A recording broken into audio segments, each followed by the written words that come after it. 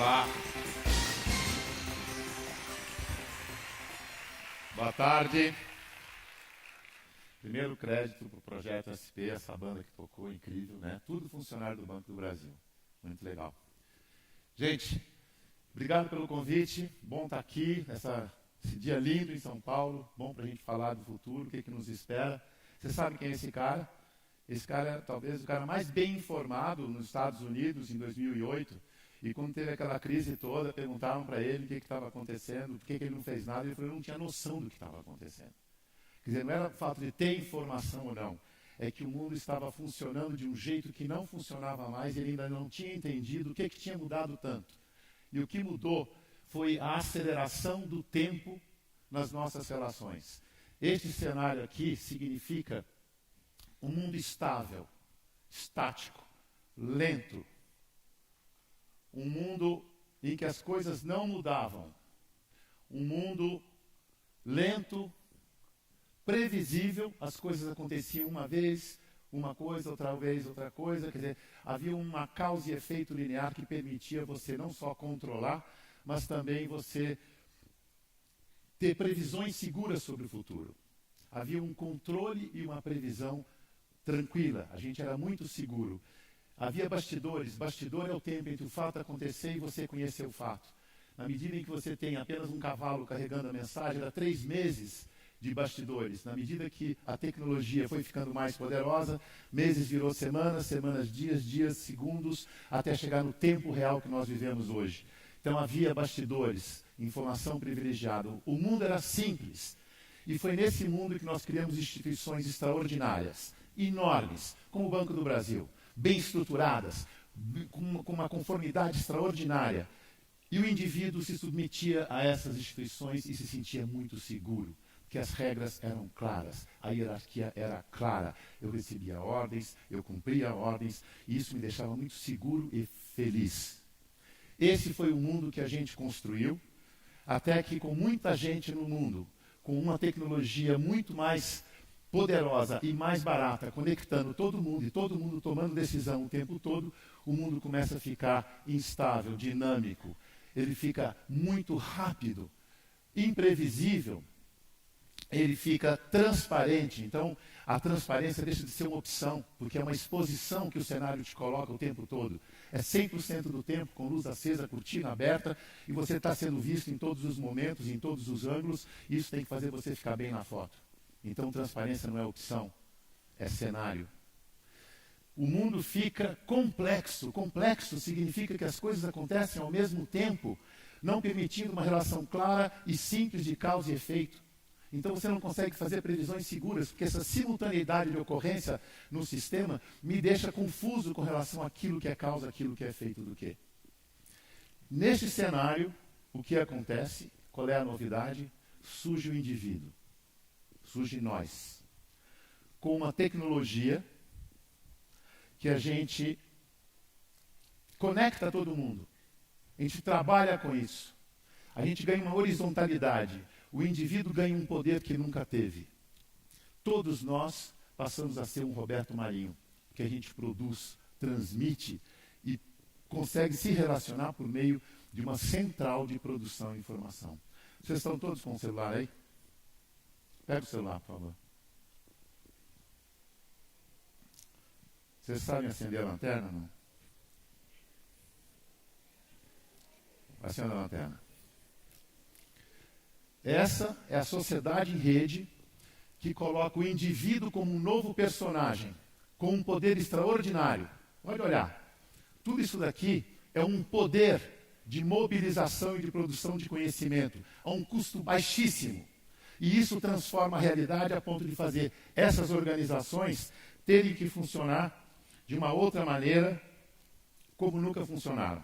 Beleza, pode desligar, porque agora a gente vai continuar, eu tenho mais 5 minutos. Aqui está, eu vou pegar água aqui. Os historiadores estão definindo esse momento em que as instituições começam a ter que lidar com uma sociedade mais horizontal, porque a instituição é vertical.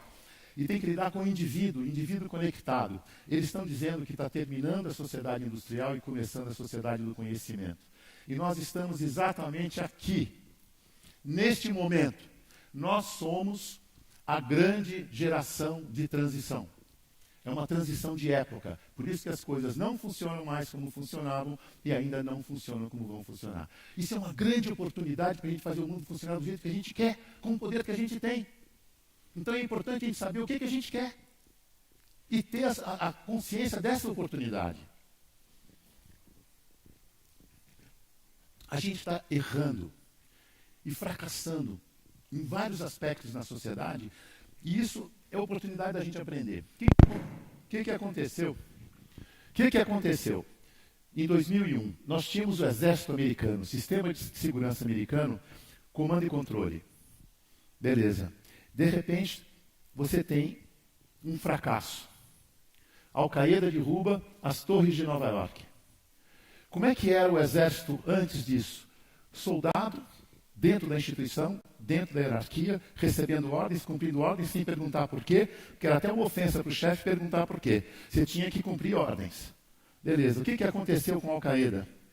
47 pessoas apenas, conectadas por tecnologia e crenças, conseguiram frustrar todo o esquema de segurança dos Estados Unidos. O que os Estados Unidos aprendeu? Que não vence quem é o mais forte, vence quem é o mais ágil. E o mais ágil, desculpa gente, tem um tapete que eu tenho que obedecer aqui, senão não está transmitido para o resto do povo. Descobriu que o soldado não está mais no meio do pelotão, ele está lá no fronte. E no fronte, com 3 ou 4 parceiros, e ele tem que ter discernimento para poder entender o que está acontecendo, capturar a informação, passar para o pessoal da estratégia para atualizar a condição de operação dele no campo. Esse tempo de capturar a informação, traduzir em estratégia e voltar para a operação é que determina a vitória. Então o soldado não era uma pessoa que recebia ordens, mas ele tinha que saber qual era a causa, qual é a estratégia, qual é o objetivo estratégico, qual é a meta dele, para que ele tenha discernimento e entender o que é relevante e o que não é no front, e com isso poder passar informação para a organização atualizar a operação dele. Não bastou isso. Os Estados Unidos mudou totalmente, passou para ter um pensamento sistêmico instalado nas relações, dando poder para a rede. Agora, Estado Islâmico. Estamos apanhando com o Estado Islâmico. E o pessoal fala, não adianta vocês quererem destruir as nossas estruturas e os nossos territórios. Porque isso daqui é gente com crenças e tecnologia. Ele fala, nós somos sistemas. E sistema... É legal ser sistema, porque nós somos sistemas. Então dá para a gente entender como é que as partes interagem interdependentemente com um propósito, como o nosso corpo. Sistema é um conjunto de elementos que trabalham de forma interdependente com um propósito comum. A gente se reconhecer como um sistema e com a responsabilidade de cada um dos elementos para fazer com que esse sistema faça coisas inacreditáveis. Que a máquina hierárquica não consegue fazer, como esse evento. A velocidade, o baixo custo, a simplicidade com que isso aqui foi feito, é porque é um trabalho individual e coletivo ao mesmo tempo, e não da hierarquia da instituição fazendo a coisa para que as pessoas possam obedecer. Nós estamos falando de um mundo que está se transformando na medida em que a organização precisa aprender. Ela não pode ser mais estruturada como uma máquina que se repete, mas como um sistema vivo que aprende, se adapta, e cada célula do corpo é um indivíduo que está percebendo o que está acontecendo no mundo e está influenciando para que o coletivo haja sobre a estrutura das organizações. Nós estamos falando que não é mais poucas pessoas lá em cima que estão decidindo o nosso futuro, mas é um coletivo por meio de indivíduos conscientes, com desejos claros, com crenças claras e compartilhadas. Nós estamos falando de um mundo cuja responsabilidade do futuro não está nas instituições, elas têm que ser refeitas, redesenhadas. O pessoal da Lava Jato fez isso, foi fora da estrutura, foi redesenhar as ferramentas para viabilizar a delação premiada. Procurem, é o ENCLA, é um negócio genial, é o indivíduo que muda a organização, não é a organização que se muda. Essa responsabilidade das pessoas, hoje, põe a gente numa linha de evolução, onde a gente pode humanizar a relação do trabalho. A empresa não é mais um relógio e a pessoa não é uma peça da engrenagem. Ele é um indivíduo com sentimentos, com crenças, e ele vai influenciar o destino da organização e o destino da sociedade. Nós estamos falando de um processo onde as pessoas têm o poder. Um poder muito maior do que as pessoas que estão no poder. É isso que eu tinha que falar em 10 minutos.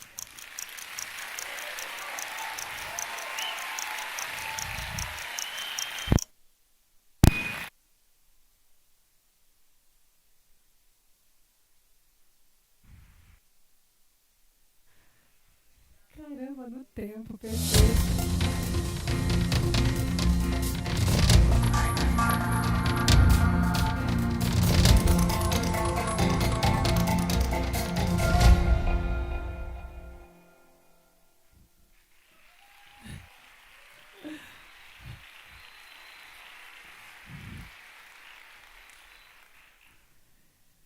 Vivemos em um mundo que está cada vez mais complexo, dinâmico e adaptativo, como a gente acabou de ver. Vivemos um mundo que está cada vez mais conectado e que parece estar cada vez menor. Mas, apesar de todo o avanço do homem e da ciência, de toda a nossa tecnologia, o homem ainda não foi capaz de materializar aquela bola de cristal dos contos de fadas. Continua sendo um mistério. E, para falar a verdade, a gente sequer consegue precisar qual será a temperatura do litoral no final de semana. Se vai ser sol, se vai ser chuva. E foi justamente tentando aprimorar os seus cálculos de previsão meteorológica que um matemático chamado Edward Lorenz, na década de 60, ele fez uma descoberta que é, no mínimo, muito intrigante. Eu, particularmente, acho muito interessante. Ele percebeu o seguinte, que ao arredondar alguns dígitos de um cálculo que previa uma chuva leve a ocorrer na sua cidade, o que aconteceria é que essa chuva não mais existiria, mas, em compensação, iria dar origem a um tornado em um outro estado americano.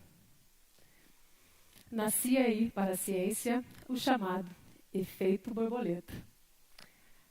O bater de asas de uma pequena borboleta em um lado do mundo poderia causar um furacão do outro lado.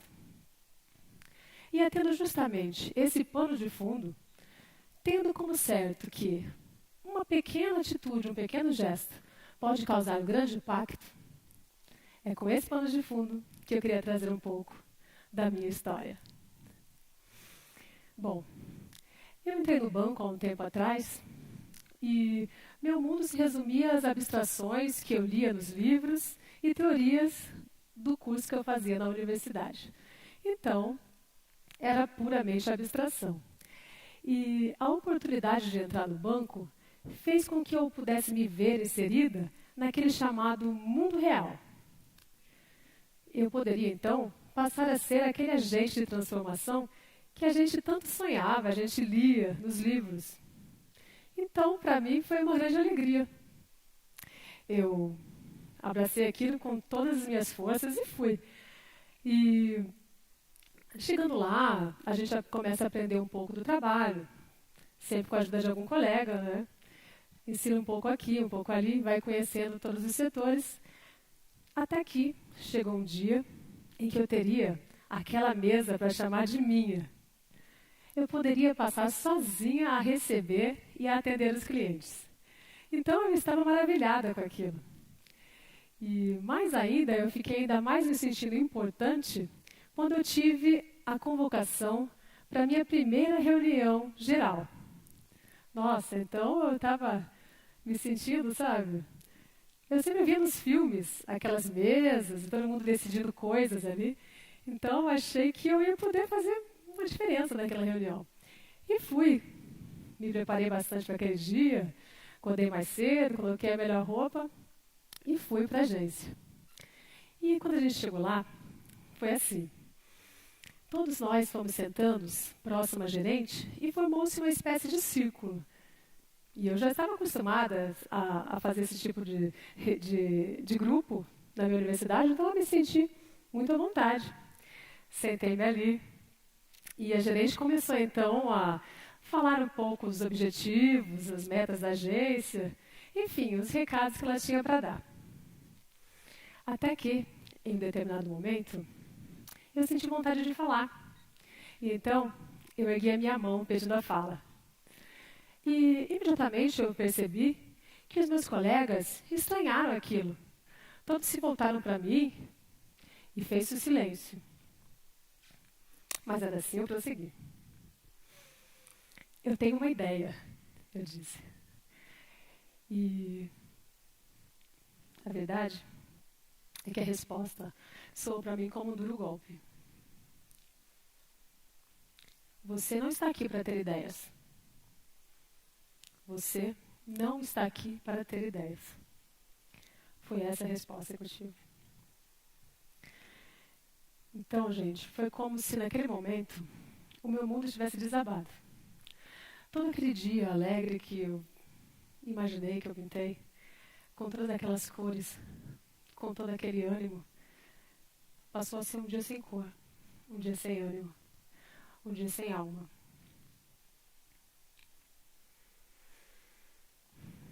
Mas eu sentia que aquilo estava errado. Eu não conseguia encaixar na minha cabeça que eu não pudesse ter ideias. Como assim eu não poderia inovar, eu não poderia criar? Eu não poderia ter iniciativas? Mas a vida tinha que continuar, né? Então eu fiz o que eu pude, tentei fazer o melhor que eu podia e continuei. Até que, dentro daquela mesma semana, eu fui para a universidade e chegando lá, eu escutei uma música que eu já tinha escutado, a música do Pink Floyd, que chama Another Brick in the Wall, que quer dizer outro tijolo no muro. E eu já tinha escutado essa música, mas jamais tinha visto o clipe. E as imagens me prenderam a atenção na hora, pois mostrava um garoto sendo humilhado, apontado e ridicularizado por um professor autoritário somente porque estava lendo um poema. Em seguida, todos aqueles alunos entravam numa espécie de máquina processadora e de lá eles eram literalmente moídos. E de lá ressurgiu como clones, já sem suas individualidades, sem o seu rosto, todos usando uma máscara sem expressão. E foi então que eu imaginei que talvez esse mesmo professor que fez isso com o garoto tenha um dia chegado para alguém com um sorriso, uma ideia, um jeito diferente, ou alguma coisa que não se enquadrava. E alguém disse a ele o seguinte: não, você está enganado. Você é louco? Que ideia é essa? Isso não existe, pode parar. Olha, só uma coisa, para você se dar bem, para você ter sucesso, você tem que pensar assim e assim. Você tem que agir assim e assim. Moldado. Como mais um tijolo. Mais um tijolo em um muro que nos isola e nos separa. E isso me fez entender que também aquela gerente, ela agia assim porque ela tinha sido ensinada. E alguém um dia disse a ela que para ser uma boa gestora, uma boa gerente, ela deveria dar ordens, deveria ter o pulso firme. E deveria fazer com que todos agissem como ela pensava. Faria o que ela ordenava e mandava. Mas isso já não cabe mais no mundo de hoje. E essa ideia, ela se transforma.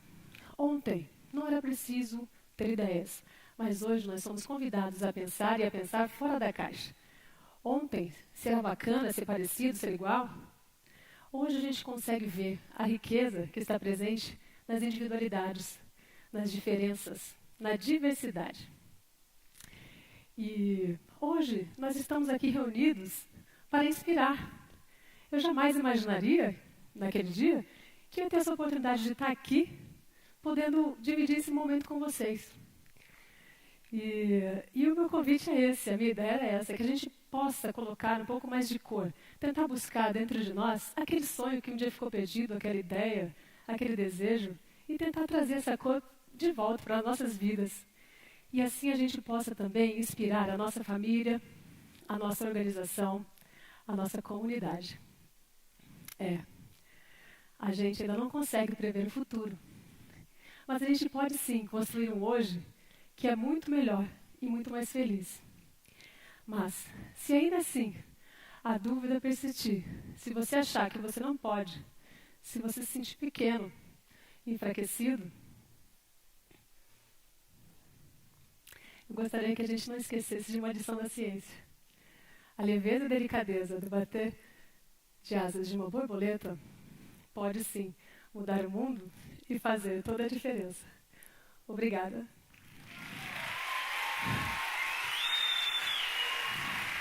Obrigada.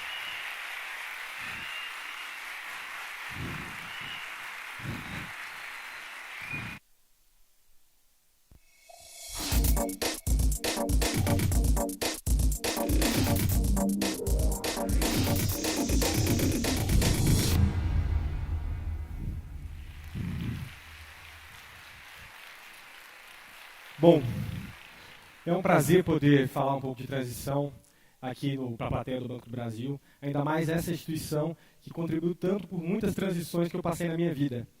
A primeira delas, e para começar essa história, eu mostro a foto desse moço bonito aqui atrás. Esse moço bonito é meu pai, o Sr. Eustáquio Freire Diniz, e ele startou a carreira dele aqui no banco no ano de 1983. Ele tomou posse na cidade de Montes Claros, Minas Gerais, e começou num departamento chamado SESEC, que eu imagino que alguns de vocês conhecem. E a dinâmica do trabalho dele nesse departamento é que ele tinha que receber de todas as agências o que era processado durante o dia, das agências da micro-região. Eles recebiam isso por malote, ele pegava todas essas informações, gravava em fita magnética e depois passava isso de novo por malote para as agências. Era um processo que envolvia mais ou menos 500 pessoas, e essas pessoas trabalhavam em 3 turnos.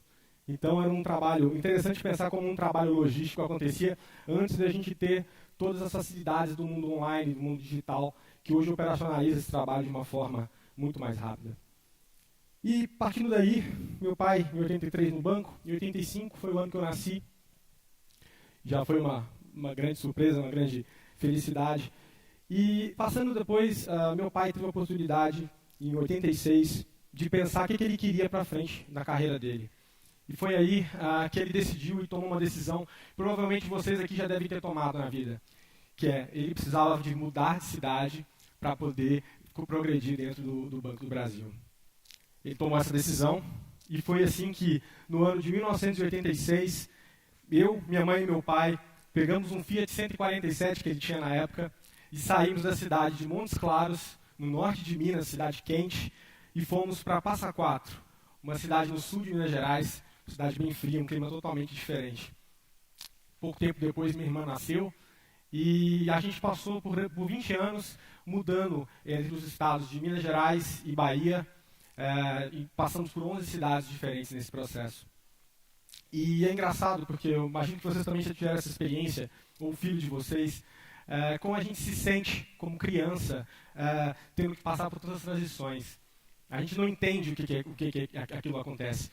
E eu chegava a perguntar, uma vez eu perguntei para meu pai, mas por que a gente tem que mudar tanto de cidade? E ele falou assim, filho, a gente faz isso para poder crescer.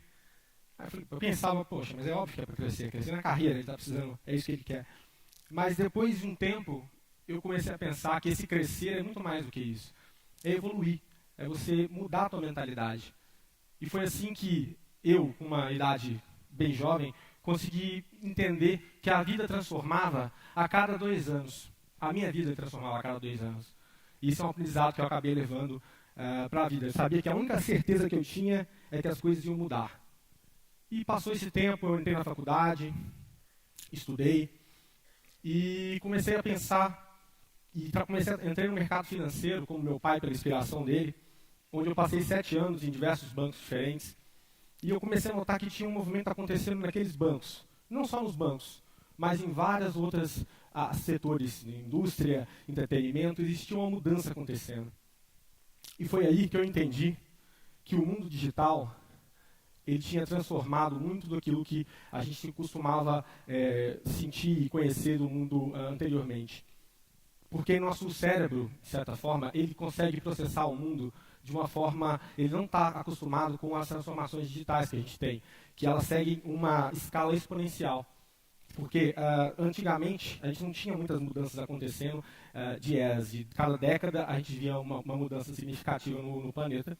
E hoje elas passam a acontecer de uma forma muito mais intensa, de uma forma que a gente chama exponencial.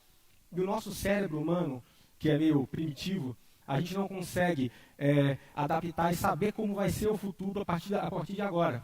Porque antes a gente vivia no paradigma da linearidade. Então a gente enxergava e imaginava que o futuro ia ser uma repetição do presente com um certo incremento, mas jogando as mesmas regras que a gente joga hoje. E isso mudou.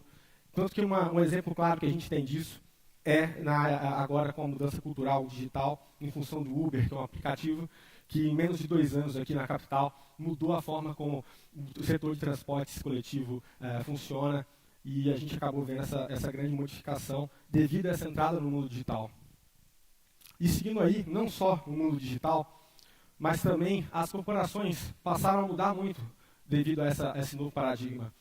E aqui a gente tem uma comparação de como é que era o mundo em 2006, as empresas mais valiosas do mundo no ano de 2006, e as empresas mais valiosas do mundo no ano de 2016. No ano de 2006 a gente vê muitas empresas do setor tradicional, algumas empresas de óleo e gás, conglomerados como a General Electric, e basicamente empresas do setor financeiro como o Citigroup. E essa mesma lista de 2006, ela é um reflexo de 10 anos atrás, as posições acabavam que não mudavam muito.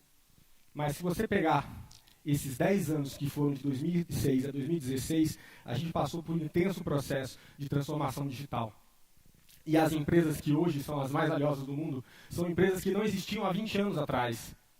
E isso muda tudo, porque essas empresas nasceram e tiveram um crescimento exponencial. O que, enquanto as outras empresas demoravam décadas ou até um século para se tornarem a maior empresa do mundo, hoje, empresas que nasceram há 20 anos atrás fazem isso muito mais rápido.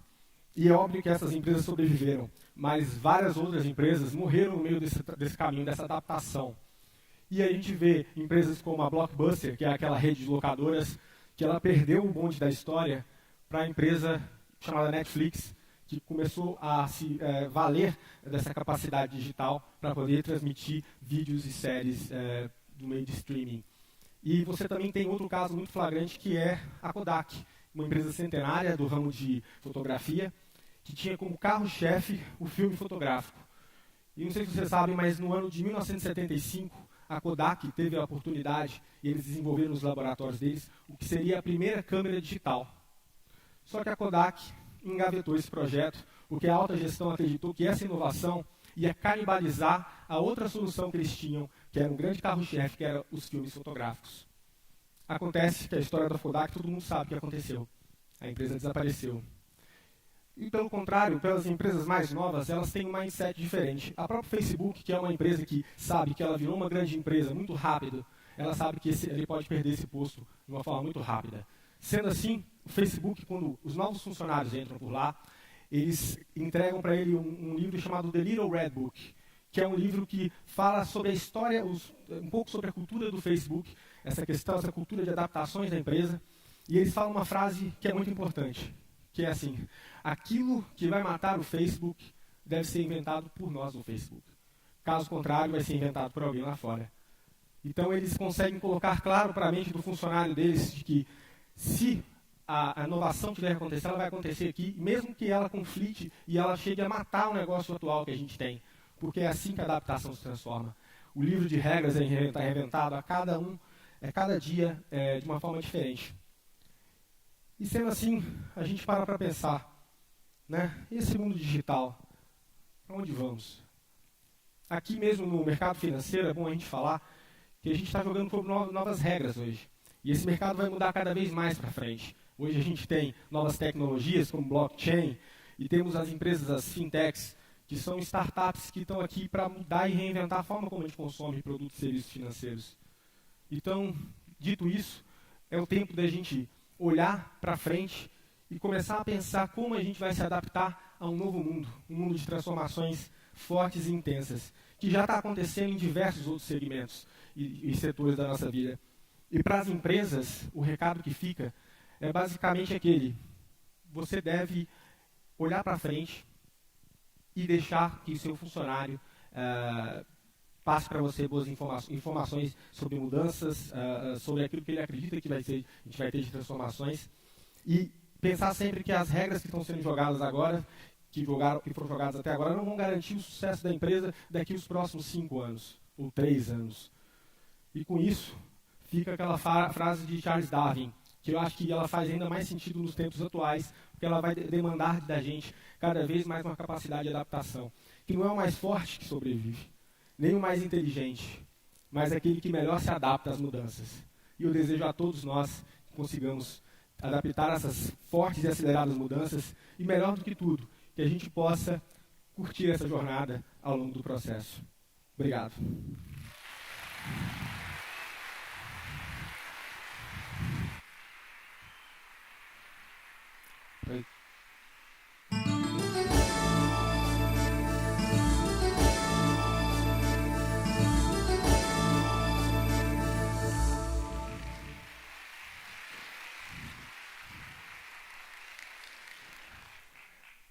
Em 2012, quando eu comprei minha chácara, eu encontrei a seguinte situação. Uma série de caixas espalhadas, de abelhas espalhadas lá no fundo do quintal e um monte de abelhas espalhadas pelo chão. Naquele momento eu tinha que tomar uma decisão. Eu podia sair correndo, como muita gente faz quando se depara com o primeiro problema. Eu poderia ter queimado, tocado fogo nesse mato e automaticamente acabava o meu problema.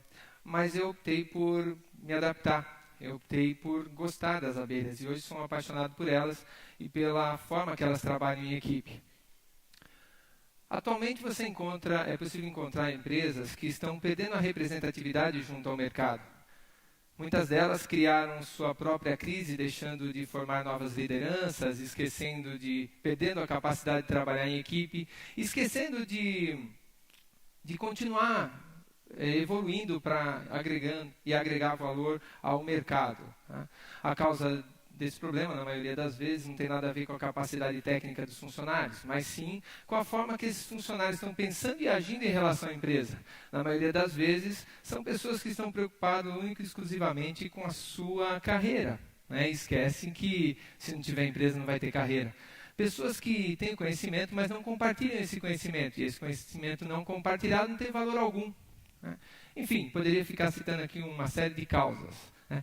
Só que tem muitas soluções também. E a solução que eu trago hoje eu fui buscar na natureza, eu fui buscar nas minhas abelhas. Uma solução simples, mas uma solução poderosa, que permite que elas estejam no mercado aí há mais de 30 milhões de anos.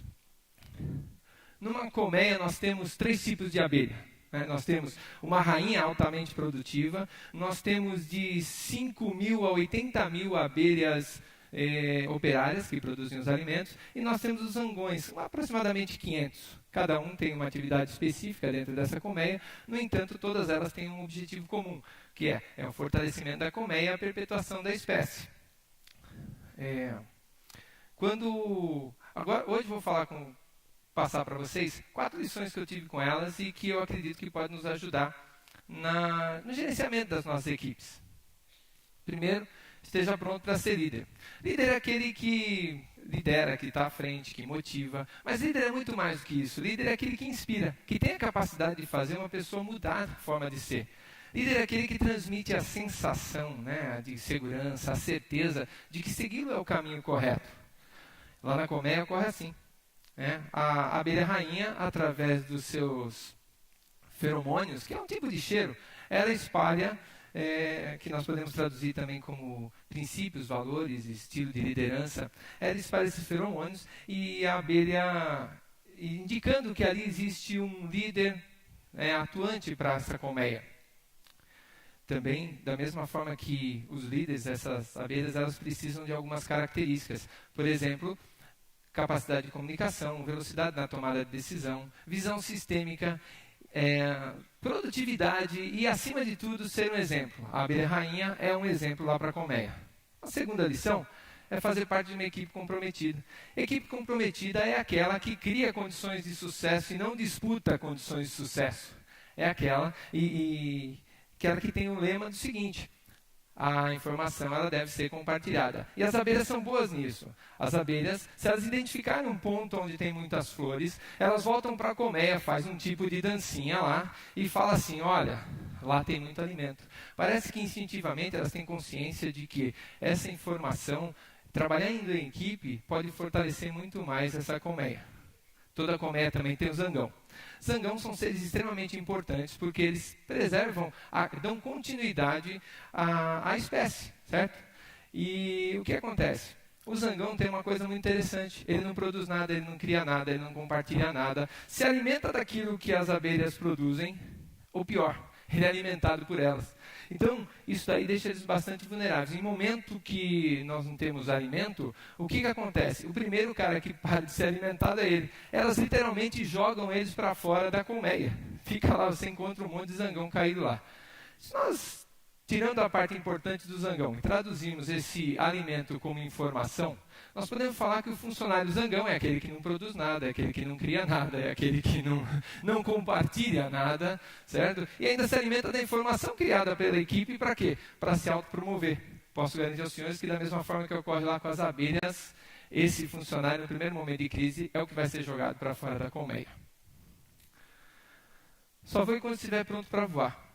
Isso aqui é bastante importante. Tá? Por quê? Porque uma abelha ela vive aproximadamente 42 dias, mas ela não nasce voando, ela demora 20 dias para isso. E 20 dias ela passa por um processo de formação dentro dessa colmeia, um tipo de universidade corporativa, onde no primeiro dia ela limpa seu alvéolo, no terceiro dia ela está tratando as larvinhas, no sétimo dia ela está organizando os alimentos, no 20º dia ela está batendo suas asas, desidratando o néctar, porque no 21º ela vai fazer a proteção da colmeia e no 22º ela que vai para campo. Eu acho muito importante isso daí, por quê? Porque eu já trabalhei com excelentes profissionais que queriam voar antes de estarem prontos para sair voando e tiveram uma carreira muito curta. Tá?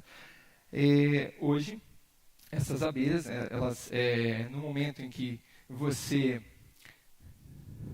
perde essa conexão, você pode... A formação profissional, vamos dizer assim, ela é bastante importante porque ela nos permite, nos protege, nos prepara para o mercado. Da mesma forma que as abelhas, ela nos prepara para quê? Ela prepara a abelha para enfrentar os desafios que estão no campo, por exemplo, esse beija-flor aí faminto.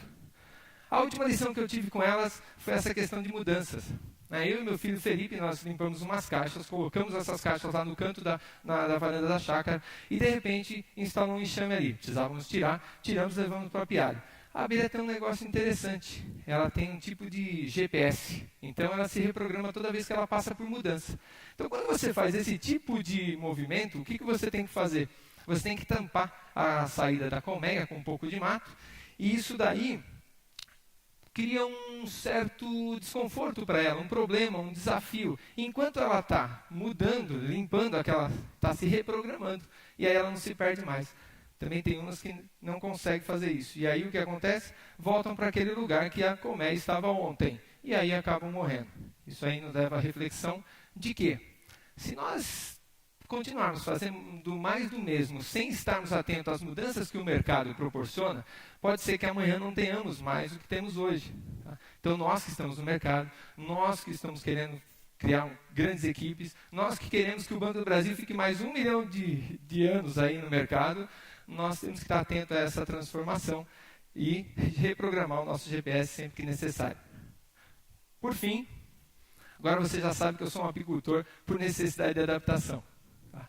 Espero que a história das minhas abelhas, de alguma forma, inspire cada um de nós a produzir movimentos simples para gerar grandes transformações. Espero também que amanhã, quando cada um de vocês se depararem com algum problema, com alguma dificuldade, lembre da minha história e não queime aquela que pode ser a maior oportunidade da sua vida. Amigos, foi um prazer.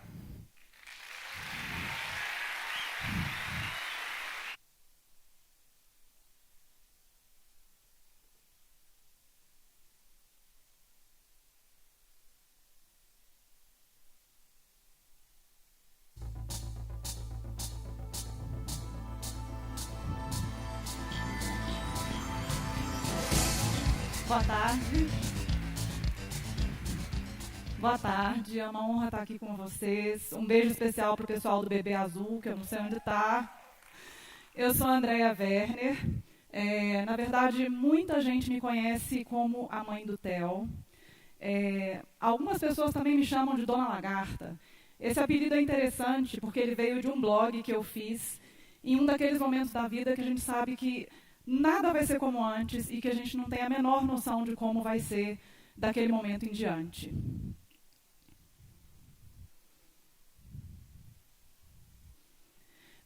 Vamos falar um pouquinho desse nome Lagarta Vira-Pupa. Na verdade, tudo começou com uma canção que meu filho cantava que tinha essa frase, mas esse Lagarta Vira-Pupa tomou uma dimensão maior. A lagarta é um bichinho esquisito, mas é um bichinho fascinante, se a gente for pensar.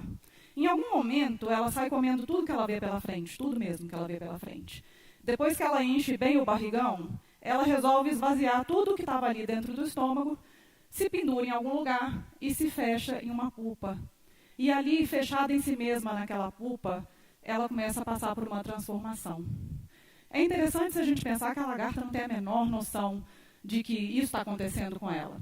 Simplesmente Deus, ou a natureza, ou o universo, ou Darwin, determinou que a lagarta se fechasse numa pupa e passasse por uma transformação. E lá foi a lagarta passar por essa transformação.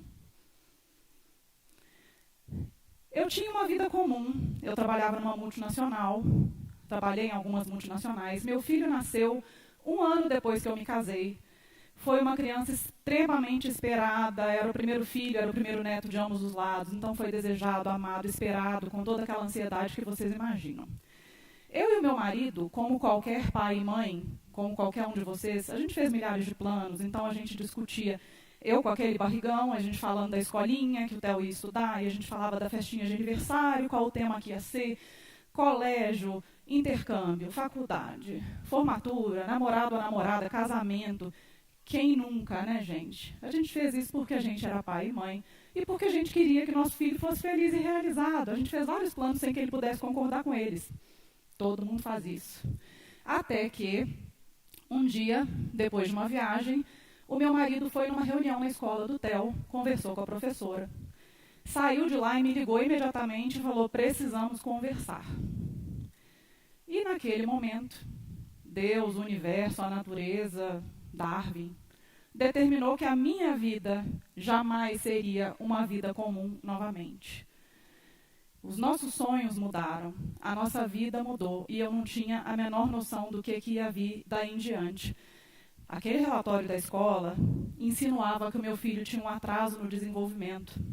O relatório, na verdade, estava insinuando que o meu filho era autista. O autismo é um transtorno que ele impacta na forma com que a pessoa interage com o ambiente, com o mundo. Então, ele vai afetar a comunicação, a interação e o comportamento. Afetando esses 3 pilares, a gente sabe que complica um pouco a situação. Só que o autismo é um espectro.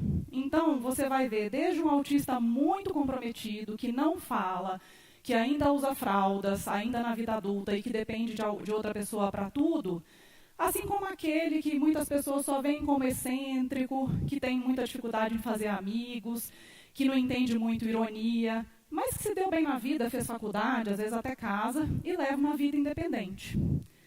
Nos Estados Unidos, a estatística oficial é de que 1 em cada 68 crianças é autista. No Brasil, a gente não tem uma estatística oficial ainda, mas a gente estima, com base nesses números americanos, que a gente pode ter circulando entre nós cerca de 2 milhões de autistas no Brasil. Bom, e a minha vida nunca mais foi a mesma, de verdade. Eu, que não sabia nada de autismo, na verdade, o que eu conhecia de autismo era aquele filme do Rain Man, que eu nem sei se alguém aqui ainda vai lembrar, que o Dustin Hoffman fez. Eu tive que mergulhar de cabeça nesse mundo porque tinha uma pessoinha precisando muito de mim, precisando que eu me tornasse a especialista em TEL.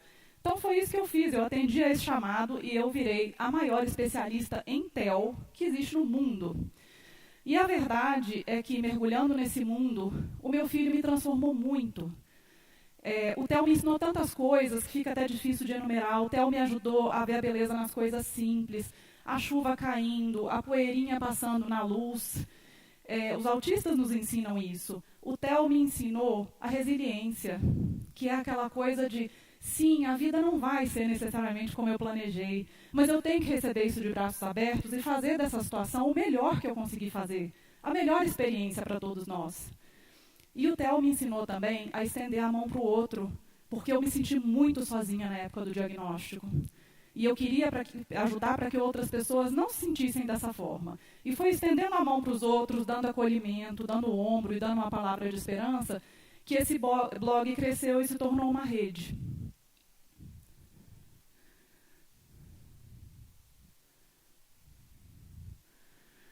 Bom, assim como a borboleta, como a lagarta dentro da pupa, o meu menininho está se transformando também. Ele teve o diagnóstico dele cedo, ele já se desenvolveu muito e surpreende a gente a cada dia. Acontece que eu também estou passando por uma transformação. Eu também acabei me fechando na pupa e eu estou no meu próprio processo de transformação. Eu sou uma pessoa melhor depois do TEL. E o que acontece quando a gente passa por esse processo e a gente começa principalmente a entender melhor os benefícios da diversidade humana é que a gente quer contaminar as outras pessoas também. A gente quer mudar a sociedade. E acontece, gente, que a gente fala muito de sociedade, né? O brasileiro, a sociedade. Acontece que a sociedade somos nós. A sociedade é feita de pessoas, de mim, de você, de você. E vamos falar de pessoas. A gente olha hoje em dia e vê tantas pessoas com deficiência andando na rua, aí a gente fala, nossa, está tendo uma epidemia de autismo, uma epidemia de síndrome de Down. Não, gente. É que há 30 anos atrás essas pessoas não saíam de casa. Ou elas ficavam trancadas em casa, ou elas eram institucionalizadas.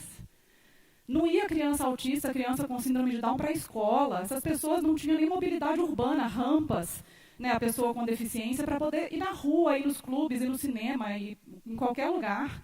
Hoje em dia, essas pessoas estão nas ruas e elas estão exigindo o direito de frequentar o espaço público que elas têm. Elas têm os mesmos direitos. E essas pessoas são capazes. E abraçar a diversidade ensina a todos nós. Inclusive todos nós que somos pessoa jurídica.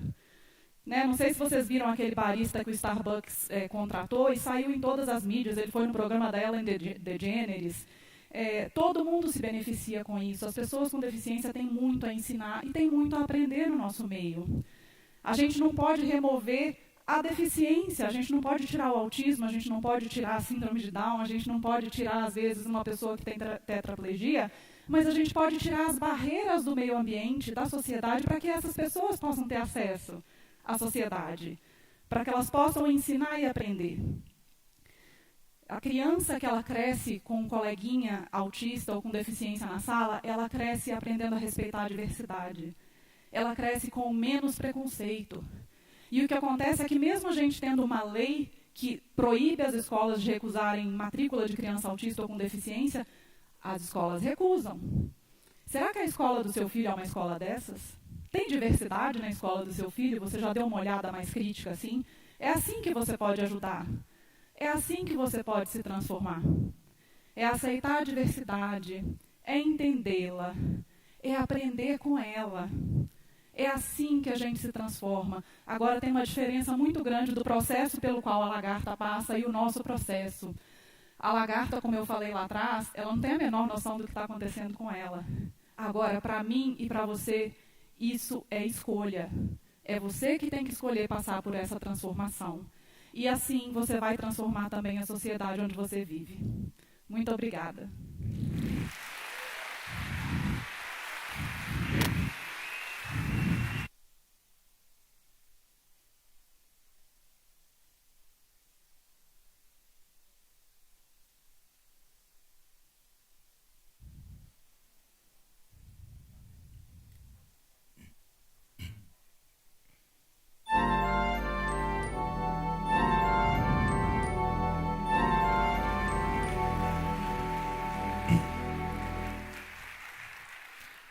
Eu sempre gostei muito de mapas. E mesmo da época, não sei se vocês lembram, das páginas amarelas, eu ficava folheando ali para poder encontrar um caminho pela cidade. No meu pouco tempo de São Paulo, aí já fiz várias idas e vindas por esse nosso metrô. E eu gostei muito da informação que eles passam, especialmente os mapas. Eu me pus a pensar, diante dessa complexidade que são essas linhas que vai para lá, vem para cá e se cruzam, como é que eles conseguem pegar essa informação e transmitir ela de uma forma tão simples?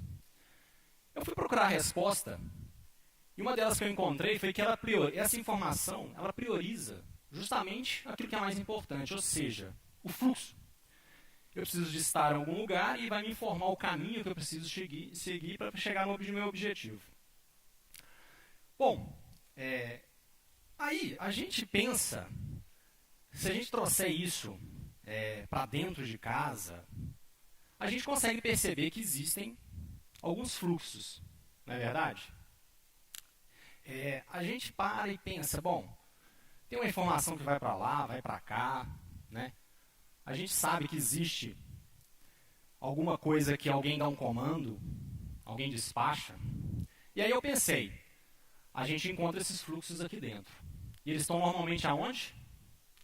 Nas nossas instruções normativas. Aí quando eu olhei para elas, eu falei, bom, vamos encontrar os nossos fluxos. Resolvi traçar um para ver como é que ia fazer. Eu sei que vocês estão doidos para eu apertar esse botão aqui e a mágica acontecer. Mas calma. Vamos um passo de cada vez para a gente fazer essa caminhada juntos. Eu sou engenheiro, eu preciso de um método. Eu vou utilizar de um instrumento extremamente simples, mas poderoso. Uma seta. A seta, ela tem um início, um caminho e aponta para um final. Quando a gente pega para poder analisar essas instruções, a gente costuma ler da esquerda para a direita, de cima para baixo. Pelo menos aqui no Ocidente. Eu resolvi fazer um fluxo para poder tentar simplificar isso, porque é um pouco chato, né? Vou ficar lendo isso, né? Tanto letra e tudo. Aí eu resolvi, fiz isso e cheguei mais ou menos nisso aqui. Meu Deus! Mas não era para simplificar, Daniel? Bom, até aqui vocês concordaram comigo. A nossa cabeça funciona em fluxos. Quando a gente olha e a gente acha graça, às vezes até fica com raiva, na verdade é porque a gente leva um tranco. Porque a gente tem informação passada de uma forma e a nossa cabeça funciona de uma forma completamente diferente. Isso chacoalha a gente. Quando a gente vê desse jeito tradicional, é muito interessante. A gente fica lendo linearmente, talvez não exponencialmente. E quando a gente encontra um conflito, numa forma tradicional, qual que é a solução? É simples. Eu adiciono mais uma linha. Se eu tiver a minha linha de frente, com um problema com minha equipe de suporte, de apoio, o que eu faço? Eu coloco um escritório no meio, coloco um middle office. Aí, em vez de eu ter um problema só, um ano depois eu vou ter dois. Um com a linha de frente, um com suporte e um com suporte à equipe de apoio. Isso é a forma tradicional de se resolver. Só que quando a gente pensa em fluxo, eu lembro também lá em casa. Quando eu chego em casa cansado, e a minha esposa também, a gente vai assistir televisão. Só que lá em casa eu só tenho uma televisão. E aí o que acontece? A minha esposa chega e fala, eu vou assistir o meu jogo de futebol. Aí eu pergunto para vocês, como é que eu vou fazer para assistir minha novela? A solução da forma tradicional, eu compro mais uma televisão, não é verdade? Eu elimino o conflito. Mas aí, eu crio uma barreira na minha relação com ela. Eu interrompo o fluxo. Quando a gente faz isso reiteradas vezes, a gente chega num nível de complexidade que vai aumentando. Parece a nossa cabeça. Mas essa forma de pensar, ela prioriza o que é mais importante. O fluxo são as conexões, as interações. O que uma parte faz, o caminho que essa informação, esse produto, esse serviço segue para chegar do outro lado. E para a gente poder lidar com essa complexidade, que é a nossa própria cabeça, a gente pode fazer uso de 3 regras básicas. A primeira delas, conhecer os outros. Muito além do que está escrito numa instrução, numa lista de responsabilidades, eu preciso saber o que o outro faz na real, de verdade. Eu preciso interagir e me conectar com ele, saber o que ele está fazendo. Mais que isso, eu preciso de ter um retorno da experiência. Eu preciso de saber a consequência das minhas ações. Eu tenho que trazer o futuro para o único tempo que existe, que é o agora. Eu tenho que errar mais cedo, eu tenho que errar mais vezes, mas eu tenho que errar rápido.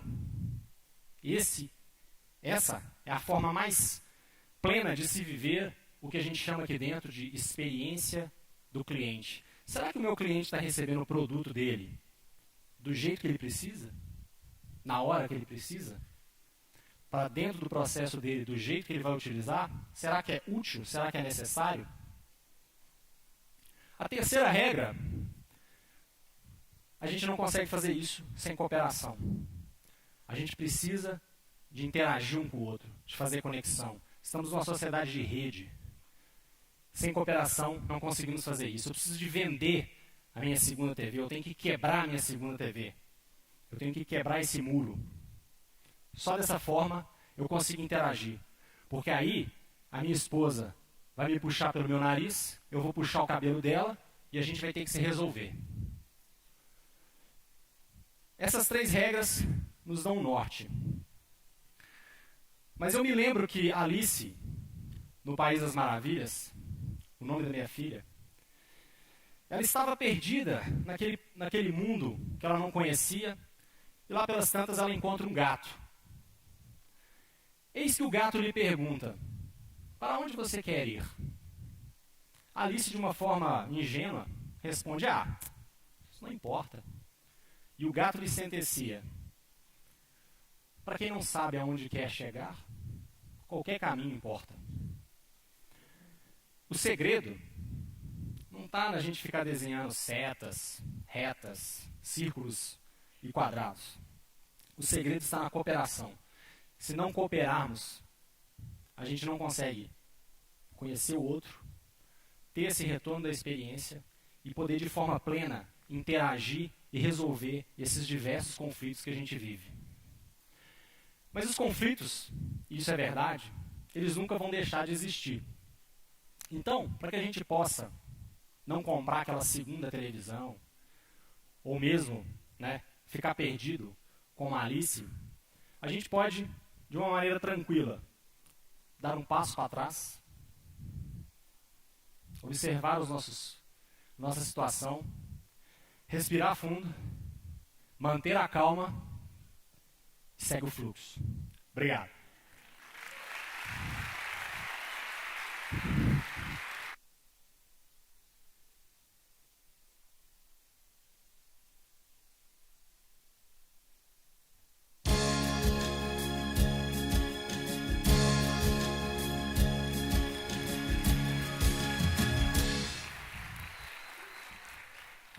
Eu sou Alexandre, eu também trabalho no Banco do Brasil, lá em Brasília. E vou começar contando uma história que começou há 4 meses atrás. Há 4 meses eu fui convidado pelo banco para trabalhar no Vale do Silício. Acho que todo mundo aqui conhece o Vale do Silício. Mas para quem não conhece, é a área onde as grandes empresas de tecnologia se desenvolveram. IBM, a Apple. E lá também é o celeiro das startups mundiais.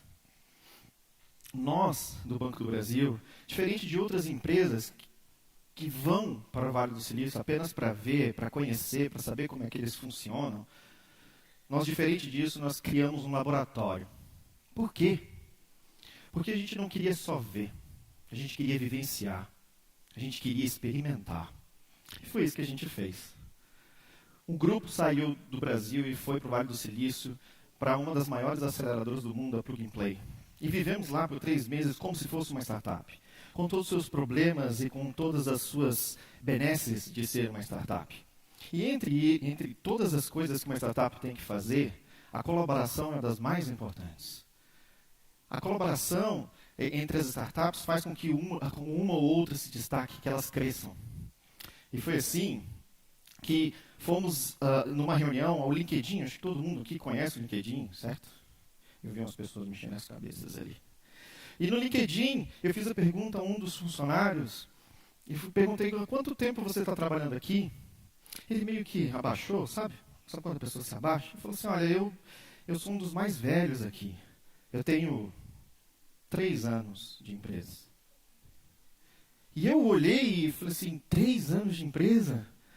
Como é que eu explico para ele que eu tenho 14?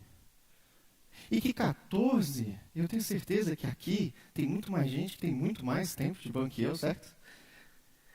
Eu tenho 14 anos de banco, eu tenho 14 anos trabalhando numa única empresa. Será? Será que nesses 14 anos eu continuo trabalhando na mesma empresa? Será que ela não passou por transições? Será que ela não passou por mudanças? Será que eu não passei por mudanças? Será que eu, quando entrei na Universidade Federal de Goiás, lá em Goiânia, E era um menino louco. Eu já não sou muito normal, mas eu era muito pior.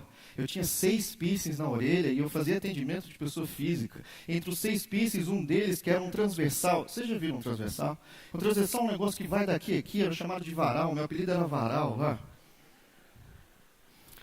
E eu tinha os piercings e fazia o atendimento e adorava fazer o atendimento, só que eu sempre queria mudar, eu sempre queria fazer diferente. Isso foi uma marca que eu sempre tive. Certo dia lá na agência mesmo, o gerente de pessoa jurídica disse: Alexandre, você pode me substituir amanhã? Eu, claro, fiquei super empolgado. Ele falou: mas amanhã sem os piercings. Eu falei: por quê? Ele falou: porque o pessoal da pessoa jurídica é um pouco mais, você entende, um pouco mais conservador. Eu peguei e falei: tudo bem, quem sou eu para discutir? Vamos, eu faço, não tem problema, acho super legal. E no dia seguinte fui trabalhar sem os piercings, trabalhei com um gerente pela primeira vez, 22 anos, achando tudo muito lindo. Ao final do dia, o gerente geral me chamou também o gerente de pessoa jurídica, para a gente fazer aquele resuminho de final de dia. E enquanto eu falava sobre o meu dia, o que tinha acontecido, o gerente geral fazia essa expressão assim, ó. E aí ele virou para mim e falou assim: Alexandre, você está sem os piercings? Aí eu falei: tô, é porque o gerente de pessoa jurídica me disse, mas ele virou em segundo. No segundo ele virou para o gerente de pessoa jurídica e disse: que história é essa? Por que você pediu para ele tirar os piercings? E aí ele tentou começar a explicar, mas sabe aquela coisa que não funciona? Eles estavam tentando se explicar um, tentando explicar para o outro. E eu, aos meus altos 22 anos, quietinho, na poltrona, mas por dentro sentindo, né? E aí, tem um respiro, o gerente geral olha para mim e fala: que porcaria de personalidade sua é essa? Que você aceitou tirar os piercings? Foi naquele momento que eu percebi que o banco estava passando por uma transição. É um choque de gerações. É um menino de piercing tentando fazer uma mudança, um maluco. Eu tinha um cavanhaque ainda. E esse menino maluco foi para tecnologias 3 anos depois. E eu fiz uma coisa que vai me marcar, literalmente, para o resto da vida.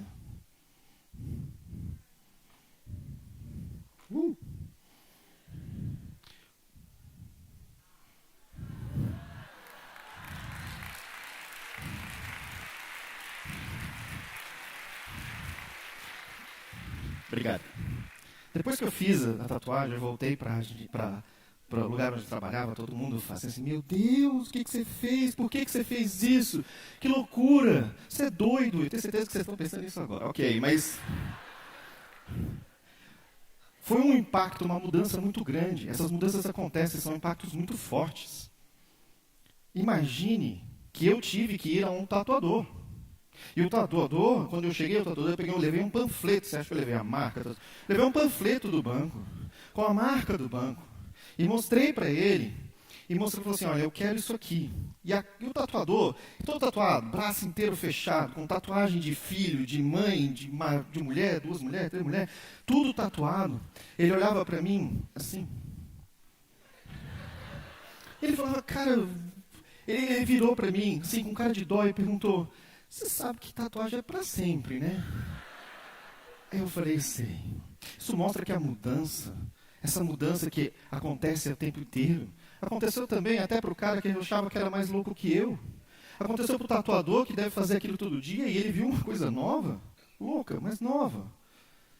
Essas mudanças grandes, elas impactam, elas te movem. Porque mudança, ou você persegue, ou você é perseguido. E se você não encarar, e se você tentar resistir à mudança, vai ser muito pior. O Alexandre Menino, lá de 2002, trabalhando na agência, ele queria mudar, ele mudava os pequenos processos dele. Ele nunca imaginou que ele ia para o Vale do Silício. Queria ter que mudar, talvez dos mesmos níveis que ele mudou lá na agência, só que em outro país, em outra língua, com outras empresas. Vocês estão aqui num sábado. Vocês saíram da sua casa para escutar palestras sensacionais. Fora a minha. Palestras sensacionais. Vocês são agentes de mudança. São vocês que estão começando a fazer essa mudança, não só no banco, mas em todos os lugares. E aí a pergunta fica, eu tento me desafiar todos os dias a fazer uma coisa diferente. Porque estratégia do banco, estratégia da nação, estratégia do país, ok. Sem a mudança de cada um de nós, nada vai acontecer. Você tem que se desafiar a mudar. É a mudança de cada um que vai fazer a estratégia, por exemplo, do banco ir para frente. Porque a gente achava que o banco já estava tudo certo, tudo ok, a gente já era meio que digital. E a gente reparou agora, por exemplo, que a gente precisa fazer mudanças. E são vocês, sou eu, somos nós que vamos mudar. Então, eu faço esse desafio a vocês. Perguntem-se, o que vocês estão fazendo para mudar? Quanto vocês estão se desafiando todo dia para fazer uma coisa diferente? Faça diferente, copiando a Apple, faça diferente. Pensa, o que pode melhorar no seu dia a dia, no banco, fora do banco, e faça a mudança. Obrigado.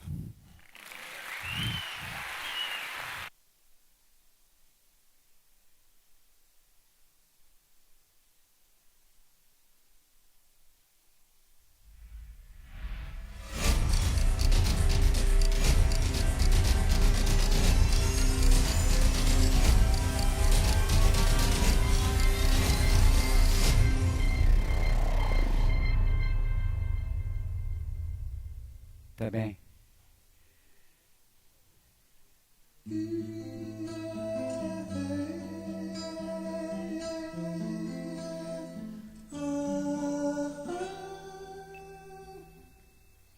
Debulhar o trigo, recolher cada barro do trigo. E sonhos. A imagem que vocês acabaram de ver, eu fiz para o meu avô Juca, um plantador de sonhos, um homem simples, analfabeto, mas me ensinou a importância de plantar a terra, de cuidar da terra, da semente, e me ensinou a paciência para esperar os bons frutos. Um sonhador. Herdei isso dele. Vivo sonhando. Nunca deixei de sonhar, desde muito menino. E quando iniciei essa minha profissão, trouxe também as lições, claro. Todo trabalho, prazeroso trabalho, porque é um privilégio viver daquilo que você gosta de fazer. E por isso tem que fazer bem. E é preciso também saber escolher os bons conteúdos para emprestar a eles o seu trabalho. E isso eu acho que tive a felicidade de fazer. Encontrei bons parceiros em todas as áreas em que atuei como artista gráfico, sempre cuidando de tudo, daquilo que é absolutamente necessário para fazer o bom trabalho, é cuidar de um bom suporte, de um bom papel, de uma boa tela e dedicação.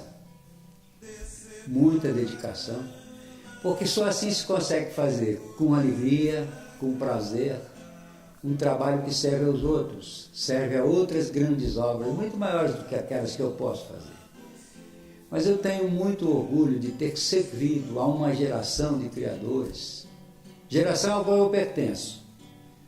E graças a esses grandes parceiros e essas grandes obras, estou aqui hoje para falar um pouco com vocês sobre essa trajetória e o que foi possível fazer até os dias de hoje. Um truque meio sujo, que era para falar menos tempo aqui. Mas enfim, estamos falando de transições, tecnologias. Eu tenho um pouco medo de ficar o tempo todo falando de tecnologia, de avanços tecnológicos na área em que eu atuei muito, que é na área da música, porque isso acabou se tornando um grande risco para os grandes criadores da minha geração, que fazem ainda grandes obras, mas com muita dificuldade para conquistar os espaços que perderam enfim, não vamos conversar sobre isso. Eu queria falar um pouco sobre como eu comecei meu ofício de artista gráfico, artesão. Eu acho que foi a partir de um conselho. Eu, em 67, entrei na Editora Abril como estagiário e dei sorte de ir para grandes redações. Lá encontrei grandes jornalistas, grandes mestres, e eu sou um sobrevivente, alfabetizado aos 15 anos, depois operário numa fábrica que tinha esse curso de alfabetização para adulto. Então eu aprendi a ler muito tarde, já com quase 15 anos. Mas, enfim, esse estágio me preparou. Eu tive lá grandes mestres, mas fui um homem rico, poderoso, dono da Editora Abril, o Sr. Vitor Tivita, que me adotou. Por alguma razão, ele viu em mim alguma possibilidade de futuro e me deu um conselho. Ele me disse: olha, é comum os jornalistas acharem que tudo termina na redação. É um erro pensar isso, porque tudo aqui está apenas começando. Você tem que prestar atenção e aprender o seu ofício lá embaixo, nas oficinas, com os artesãos gráficos. Eles é que vão te ensinar teu ofício. Porque o original que você cria, ele pode servir para você, para um grupo de amigos e tal, mas a reprodução da tua obra serve para milhares de pessoas. Essa foi a grande lição e consolidou a minha decisão de ser artista gráfico. Eu, naquele momento, sabia que eu tinha que fazer o convite para que as pessoas se interessassem por grandes obras, muito maiores do que as obras que eu posso fazer. Porque eu pertenço a uma geração de grandes criadores na área do teatro, da música, do cinema, da imprensa, enfim. E, no final das contas, grandes conteúdos, que sempre foi o norte para mim, e foi a minha grande preocupação. Quer dizer, não dá para fazer aquilo que muitas vezes era muito comum. Agora ainda é, mas no meu tempo mais, que era a história de desenhista não faz faculdade, é um sujeito meio burro, mas ele tem habilidade para desenhar, então ele pode desenhar as minhas ideias. E eu comecei a contrariar isso, dizer assim, não, a tua ideia não me serve, deixa eu ler, aí eu posso fazer o meu filtro. Eu nunca desenhei nada que não me interessasse ou que não fosse pertinente, também nada que não fosse necessário, porque o artista empresta a sua arte a várias causas. Eu emprestei a minha a causas mais importantes do que as que muitas vezes me ofereceram e eu recusei. Mas, enfim, esse aprendizado me trouxe, me juntou a uma geração de grandes criadores, mas foi na primeira entrevista que eu fiz, em 1970, com o Pixinguinha, no segundo fascículo da história da música popular brasileira, eu, garoto, com 25 anos, no meio da entrevista, curioso e tentando achar o material que ilustraria a publicação. Eu tenho que ficar de olho ali, que eu não posso passar dos 10 minutos. Aí eu consegui, num espaçozinho que me deram, fazer uma pergunta idiota para ele. Eu perguntei a ele se havia alguém que pudesse substituir a Santíssima Trindade da música brasileira, que era Pixinguinha, Donga e João da Baiana. Ele me olhou com certeza com pena, né, e me disse o seguinte: meu filho, nós somos um poema. Eu não entendi a resposta. Voltei no avião pensando, que diabo o velhinho quis dizer com esse negócio? Somos um poema. E aí, fechando a publicação, eu entendi o que ele disse. Um poema você não substitui. Você pode fazer outro, melhor ou pior, mas não substitui. Assim como a gente não substitui a ideia básica de... Já passou aqui atrás de mim um monte de coisa que eu ia comentar e não vou comentar mais. Mas é porque não tem importância agora. Porque eu estou querendo dizer o seguinte, é que essa experiência do Pixinguinha me mostrou o seguinte, que toda a minha obra que veio depois, e que vocês já viram aí, ela serviu a grandes obras, aos outros, né?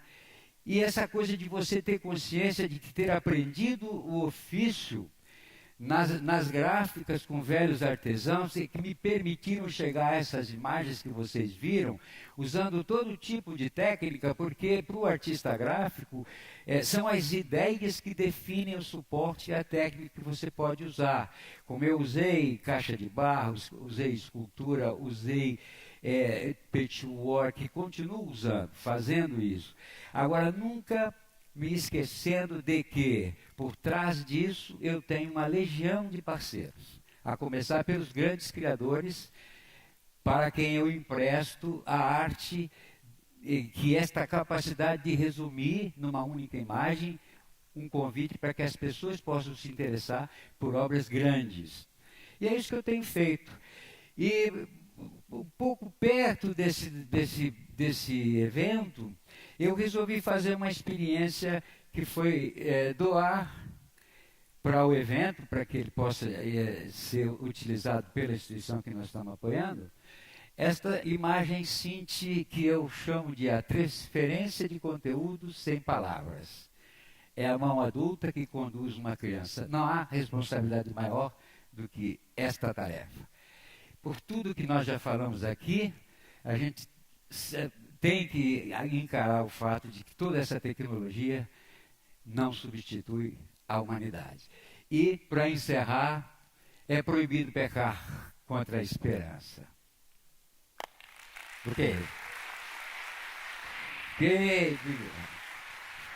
Eu tenho que chamar a Luciana Mello. Com vocês, Luciana Mello.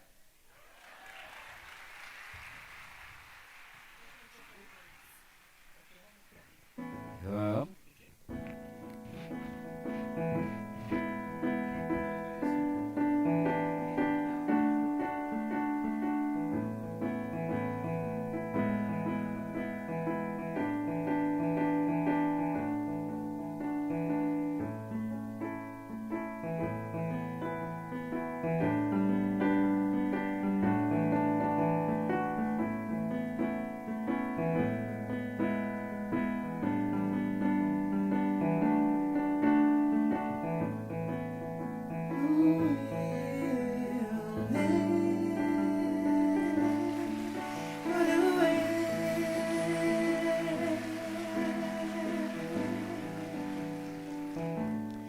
Um novo tempo, apesar dos castigos,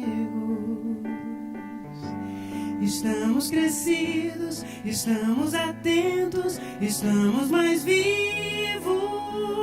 para nos socorrer, para nos socorrer, para nos socorrer. Um novo tempo, apesar dos perigos, da força mais bruta, da noite que assusta, estamos na luta pra sobreviver, pra sobreviver, pra sobreviver, pra que nossa esperança seja mais que vingança, seja sempre o caminho que se deixa de herança.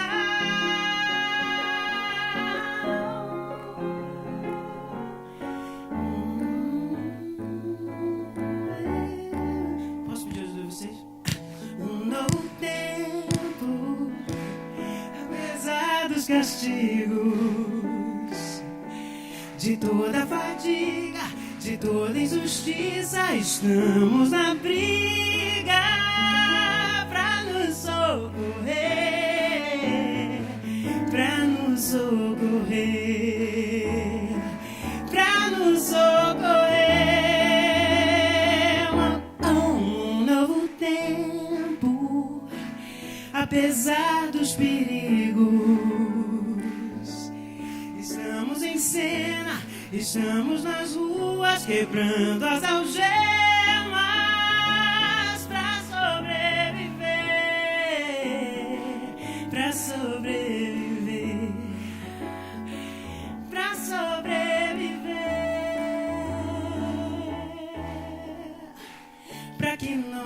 esperança seja mais que vingança, seja sempre o caminho que se deixa de herança.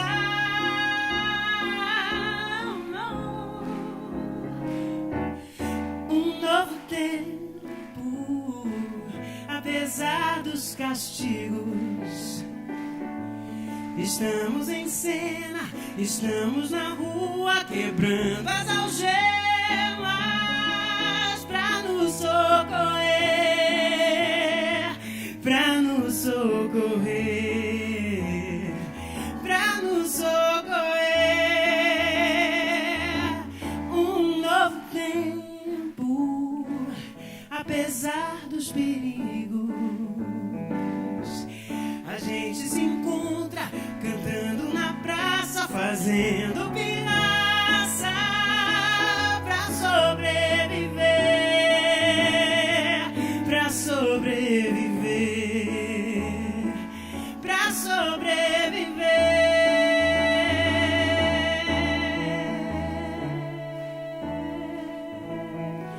Um novo tempo. Salve Vitor Martins, Ivan Lins. Muito obrigado a Marcelo Maita. Muito obrigado ao Bebê, parabéns por essa festa linda. Obrigado ao Cafarelli, ao Carlos Neto, pelo convite, todo esse pessoal que fez essa festa muito bonita. Vitor, obrigada pelas suas músicas lindas, Um Novo Tempo, de Vitor Martins e Ivan Lins. Obrigada, muito obrigado pelas suas belíssimas canções. Beijo pra vocês. Muito boa tarde.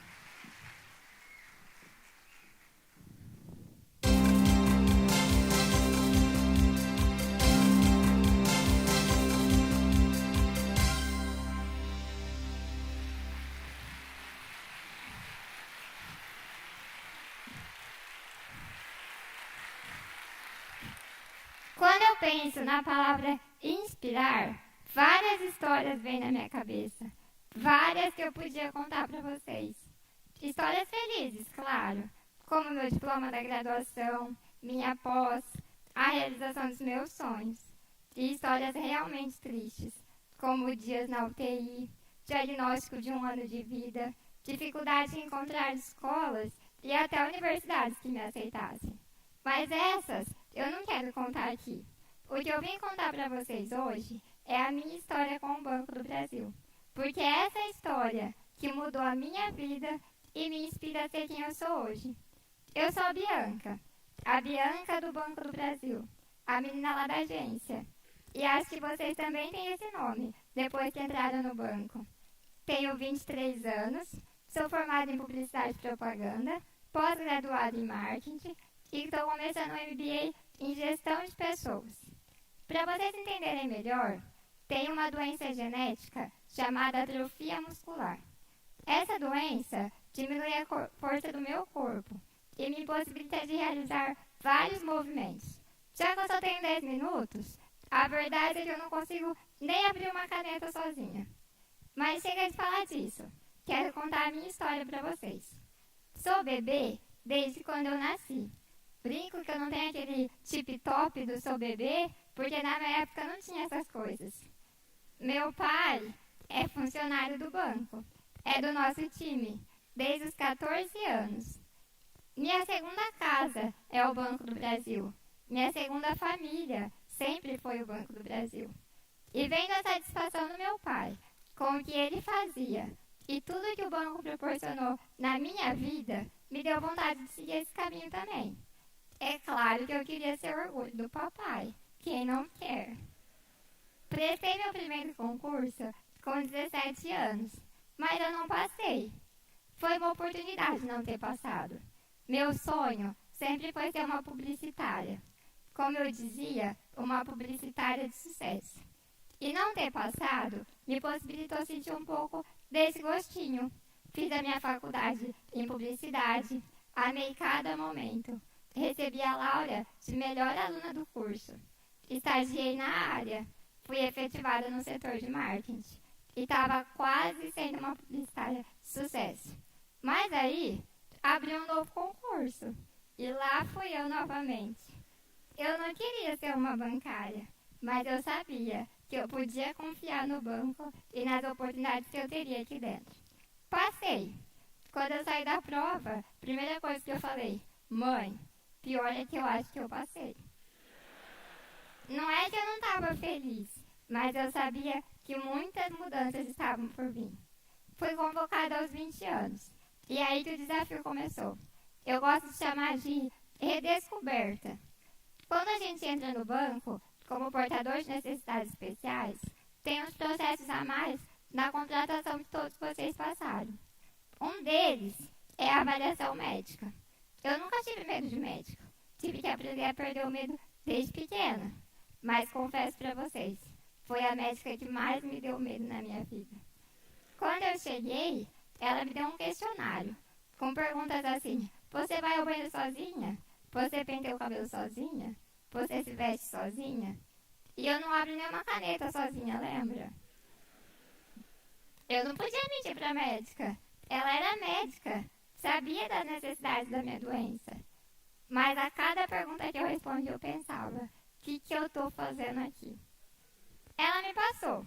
Não sei como, mas passou. E eu fui para a segunda fase, a visita do engenheiro. Foi o engenheiro do banco até a minha cidade e a gente foi à minha agência para tipo um teste.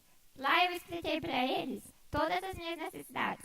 A altura da mesa, um telefone com headset. E tudo foi providenciado. Eu sabia que eu podia confiar no banco. E depois disso, ele mandou um relatório para os meus colegas, explicando como eles teriam que se adaptar a mim. E é aqui que eu queria chegar. Adaptação e aceitação. Toda a história que eu conto para vocês é baseada nessas duas palavras. Vocês querem ver? Depois eu fui para Bauru, para o encontro do Bem-vindo ao Bebê. Fui recebida com muito carinho na JETS. Tenho grandes amigos por lá. Mas os educadores tiveram de se adaptar. Aquelas tarefas de corta, cola, faz cartaz, levanta, dança, não dava certo comigo. Mas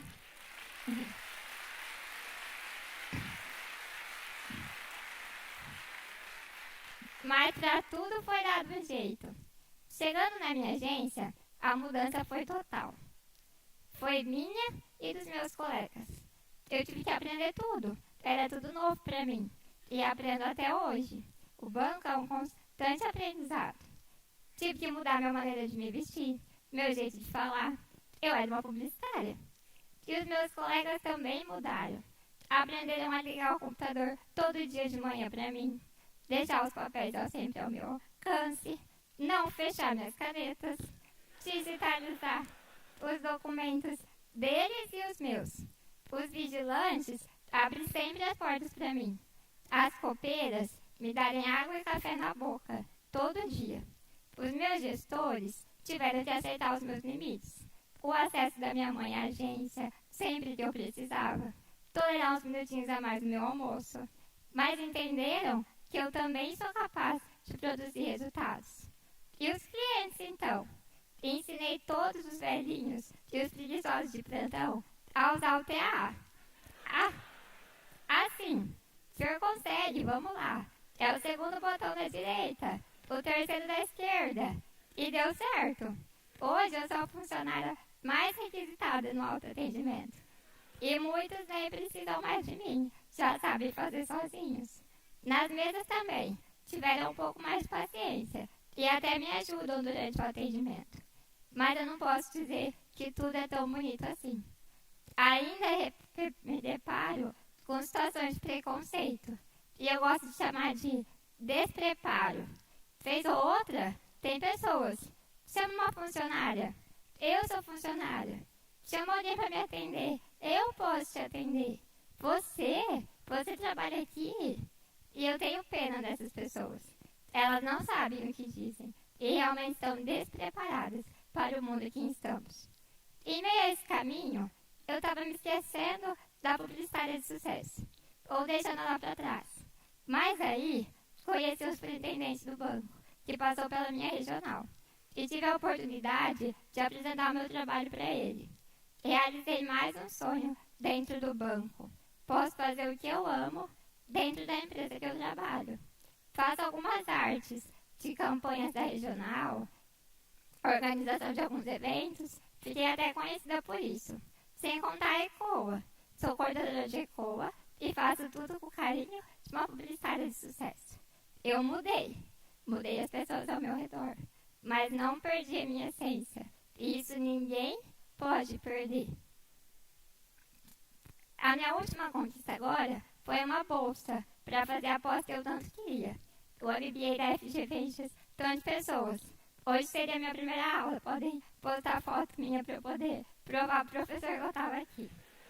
Mas foi mais uma conquista minha, mas mais uma vez proporcionada pelo Banco do Brasil. E confesso que ainda almejo minha oportunidade no setor de comunicação do banco. Por fim, meu objetivo hoje é inspirar cada um de vocês a não ter medo da mudança, se adaptar ao novo e aceitar o diferente. Esse mês, dia 14, fazem 3 anos que essa história começou. Fazem 3 anos que eu estou no Banco do Brasil. E todo ano, minha mãe me manda uma flor, me dizendo como ela é orgulhosa de mim. E é o melhor presente que eu ganho todo ano. Mas, mãe, me desculpa. Esse ano estar aqui, poder compartilhar a minha história, com o objetivo de inspirar a todos, foi o melhor presente que eu podia ter ganhado. Mas, mãe, não deixe de me mandar a flor. Obrigada.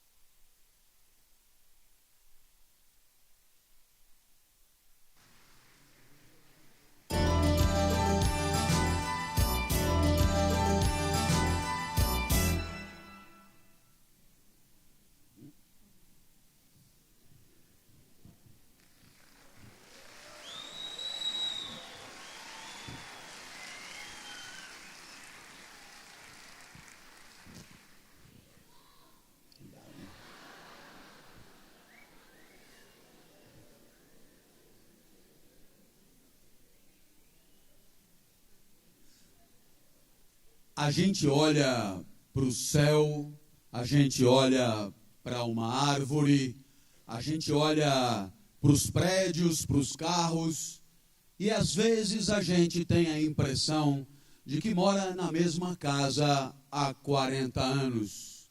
Tem também a impressão de que é casado com a mesma mulher há 30 anos. A gente tem a impressão de que trabalha no mesmo lugar e pega o mesmo caminho há 20 anos. Mas é uma impressão falsa, porque se a gente chegar e olhar de perto, vai ver que a casa em que moramos não é a mesma, que o caminho que pegamos para o trabalho já é completamente outro, que o carro que usamos todo dia, ele é outro a cada dia. E aí a gente, quanto mais observa, quanto mais melhora a nossa percepção do mundo, a gente se dá conta de que nada permanece nenhum segundo sequer.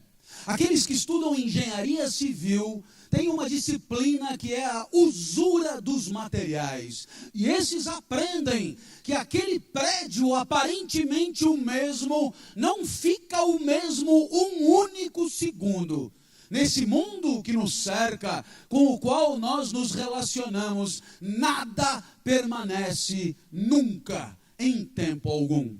Mas nós estamos nesse mundo. Em nós, as células nascem e morrem, mitoses e meioses vão nos substituindo de tempos em tempos. Em nós, as ideias atravessam a nossa consciência, passando e transitando no nosso imaginário. Em nós, nossos afetos são substituídos por outros afetos. Não amávamos e passamos a amar. Não odiávamos e passamos a odiar. A verdade é que em nós também, tal como no mundo, nada permanece muito. Porém, há uma diferença de nós para o resto.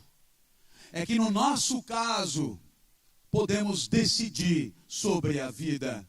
No nosso caso, podemos deliberar sobre o que vamos fazer, aonde vamos viver, com quem viveremos.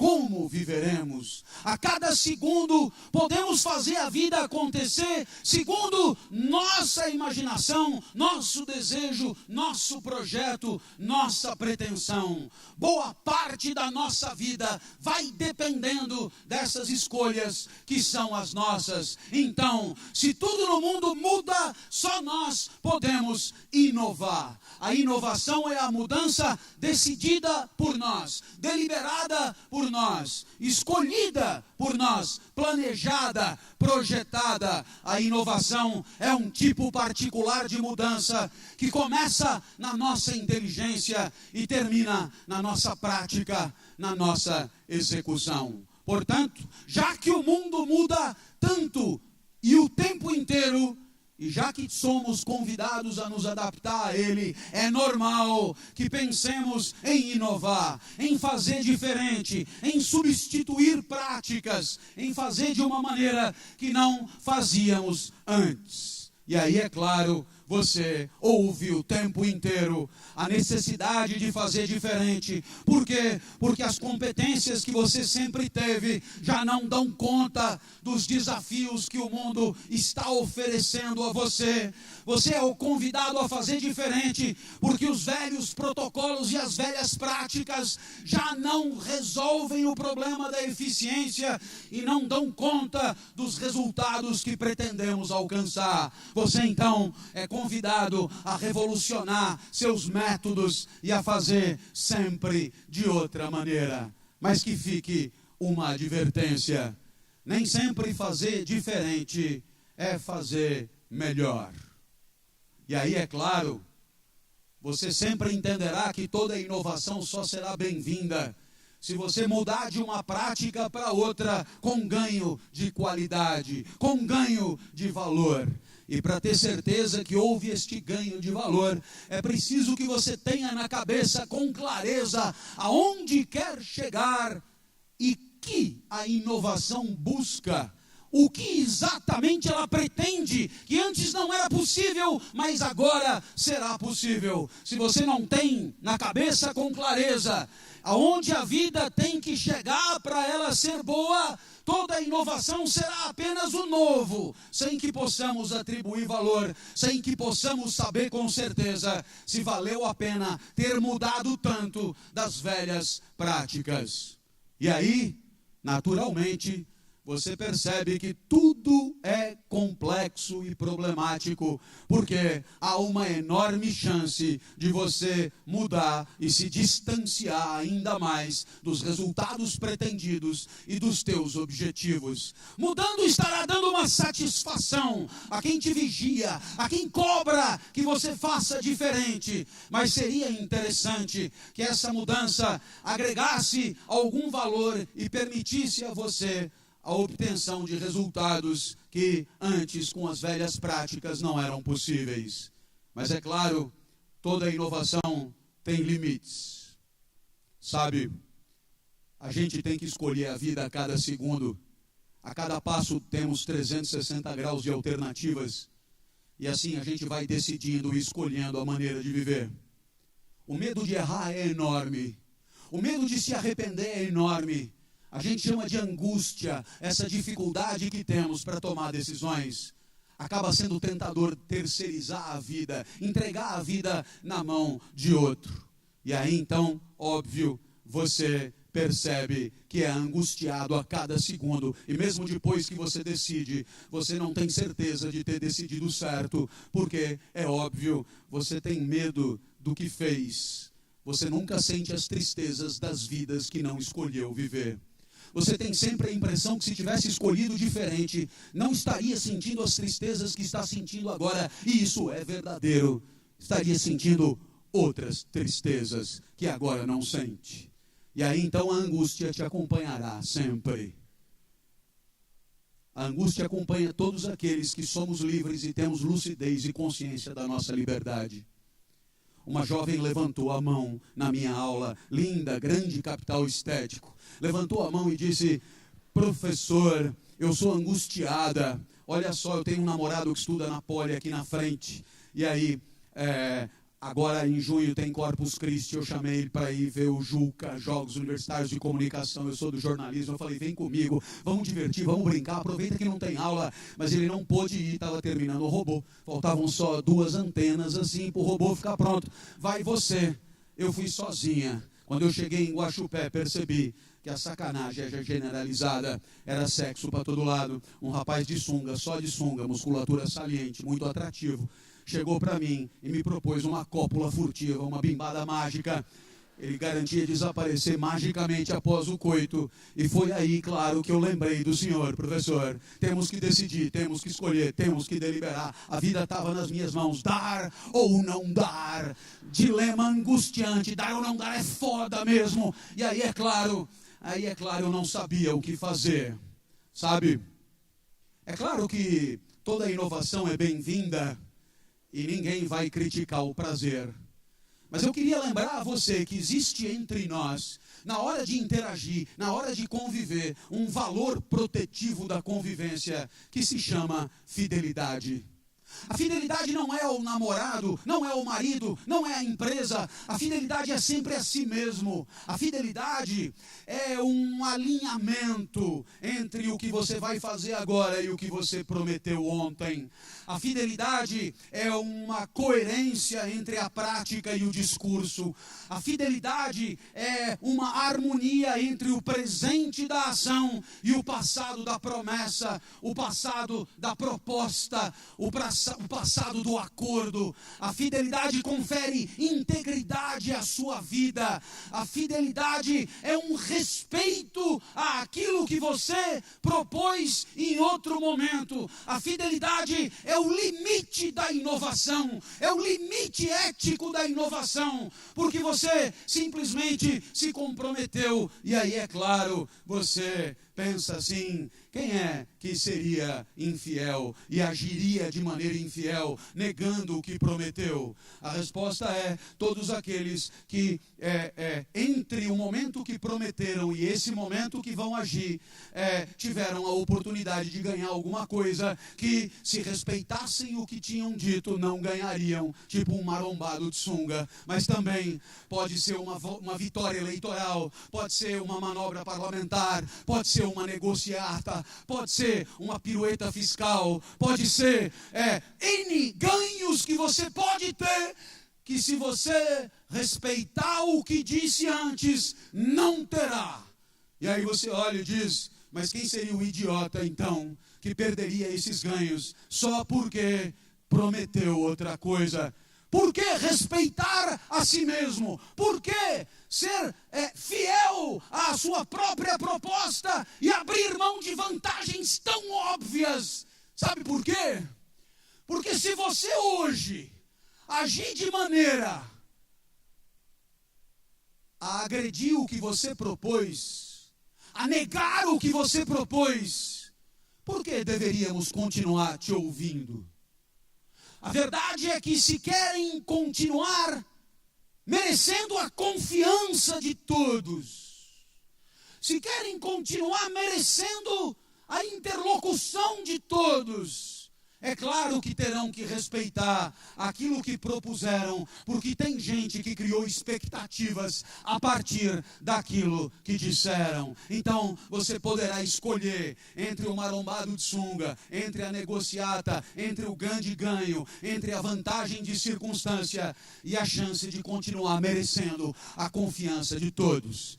Para você que já ouviu falar em sustentabilidade, lembre-se, sustentabilidade nada mais é do que continuar podendo amanhã jogar o jogo que você joga hoje. Sustentabilidade os franceses chamam de durabilité. Durabilidade, poder continuar jogando, poder continuar existindo, poder continuar merecendo a confiança dos demais. E isso só será possível se você tiver a coragem de abrir mão de ganhos de circunstância em nome de uma fidelidade a si mesmo, em nome de uma promessa feita, em nome de um pacto assinado. E aí aí é claro, exatamente porque conseguiu abrir mão, exatamente porque conseguiu admitir o não ganho, que você continuará merecedor, digno da atenção de todos. Perceba, inovar de qualquer jeito não nos interessa. Inovar de qualquer jeito pode representar autotraição, desconfiança, infidelidade, insustentabilidade.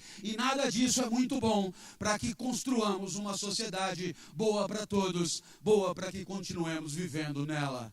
Razão pela qual nada é muito bom por si só e por definição. É melhor termos lucidez para refletir sobre em que condições inovar é adequado e em que condições a inovação não presta, não convém e nos afasta de uma sociedade em que a felicidade tem a chance de existir para todos e não só para 2 ou 3 canalhas infiéis. Era o que eu tinha para dizer. Muitíssimo obrigado pela sua atenção e até a próxima, se Deus quiser.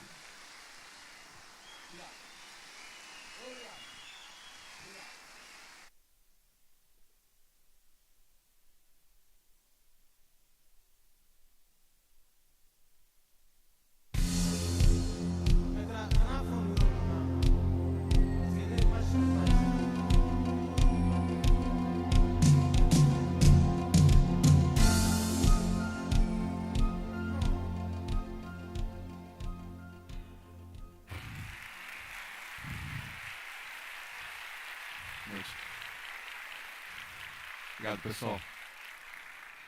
Bom, eu escolhi essa frase aqui para a gente falar um pouquinho sobre transformação. Falar sobre hoje, que muitas vezes, que muito menos vira ontem, e muitas vezes não temos tempo sequer de falar sobre o amanhã. Quando a gente traz essa sequência do hoje, do ontem e do amanhã para a realidade dessa era tecnológica, dessa era digital, a coisa fica assustadora. Eu vivo há 35 anos, convivo e sobrevivo, muitos de vocês também, numa área onde essa mudança é ainda maior e mais devastadora. Na verdade, esse mundo mudou completamente. Vocês conhecem esse negócio aí? O que aconteceu com a gente há um tempo atrás? Que na verdade, há 5 anos atrás, nós vivíamos muito bem sem ele, né? Há um tempo atrás, quando decidiram, na verdade, a justiça decidiu suspender ou por 24 horas, por 48 horas, parecia que o mundo ia acabar.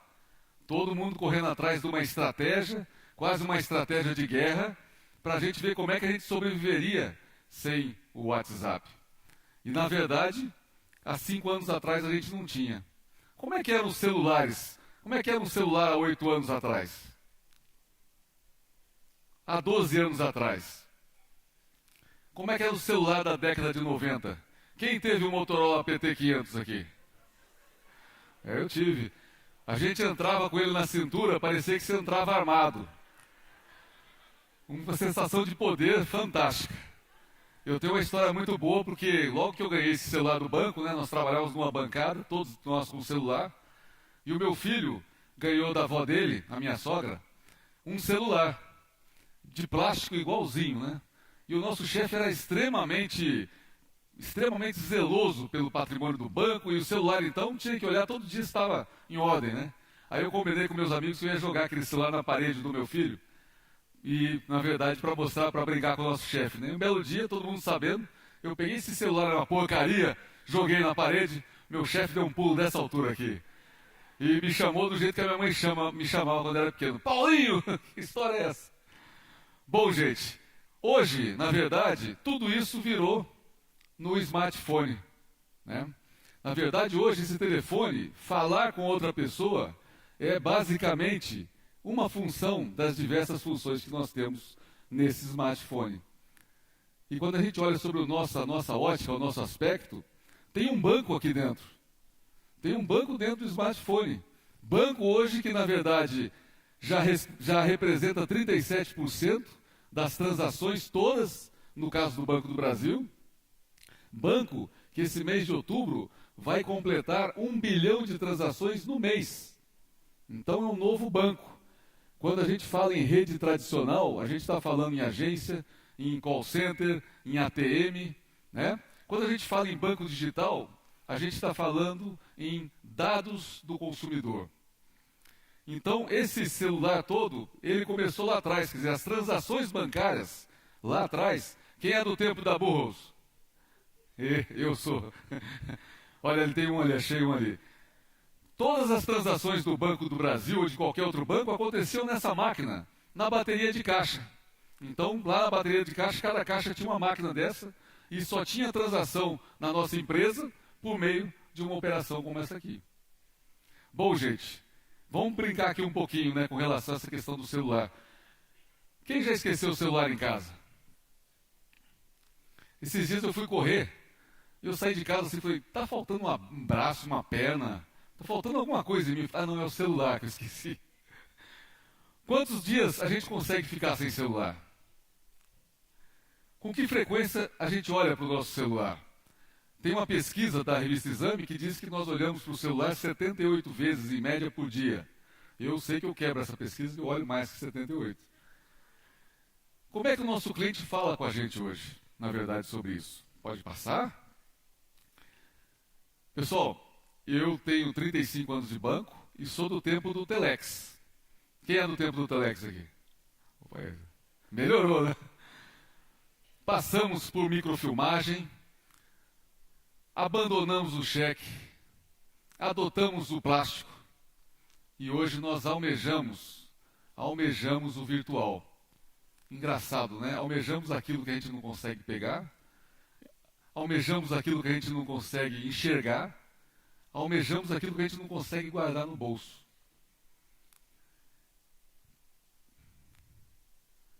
Eu falei para vocês um pouco de transformação e eu quero falar agora um pouco, na verdade, de vínculo e de valores. Em seguida que eu fui convidado para voltar para o Banco do Brasil, agora em maio, o primeiro sentimento que me veio à cabeça, imediatamente a isso, foi um sentimento de gratidão. Gratidão com aqueles meus chefes, com aqueles meus amigos, que me acolheram no Banco do Brasil em 1981, quando eu entrei no banco como office boy, como menor aprendiz. É uma gratidão porque, na verdade, eu tinha perdido meu pai recém, e foi no Banco do Brasil que eu forjei o meu caráter. Foi no Banco do Brasil, por meio dos meus chefes, dos meus amigos, dos meus colegas, que eu aprendi, que eu tive o meu crescimento profissional, mas, acima de tudo, o meu crescimento pessoal. Então eu me senti numa vontade muito grande de voltar em Curitiba, voltar no prédio da Agência Centro Curitiba, onde eu tomei posse como menor aprendiz, e fazer um café e chamar todos os meus chefes, chefes esses que eu não via há mais de 30 anos. Alguns 20, alguns 25, alguns mais de 30 anos. Tem alguns chefes que estão do mesmo jeitinho, tem uns que estão bem diferentes. Mas foi uma coisa muito boa, quer dizer, por que esse momento? É um momento de você poder resgatar, dizer para eles que essa história, essa minha história, que pode ser a história de vocês, na verdade não é minha.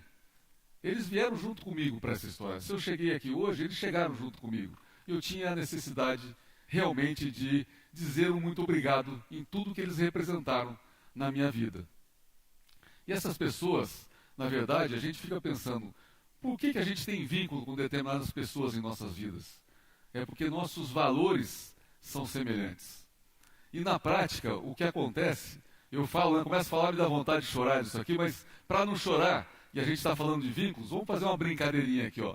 Vamos ver quem gosta desse vínculo aqui. Alguém tem alguma ligação com esse vínculo? Eu não? Bom, para não ter ciúmes, vamos lá. Aí tem toda a escolha. E esse vínculo aqui, ó? É um bebê, né? Olha o outro bebê. Muito bem.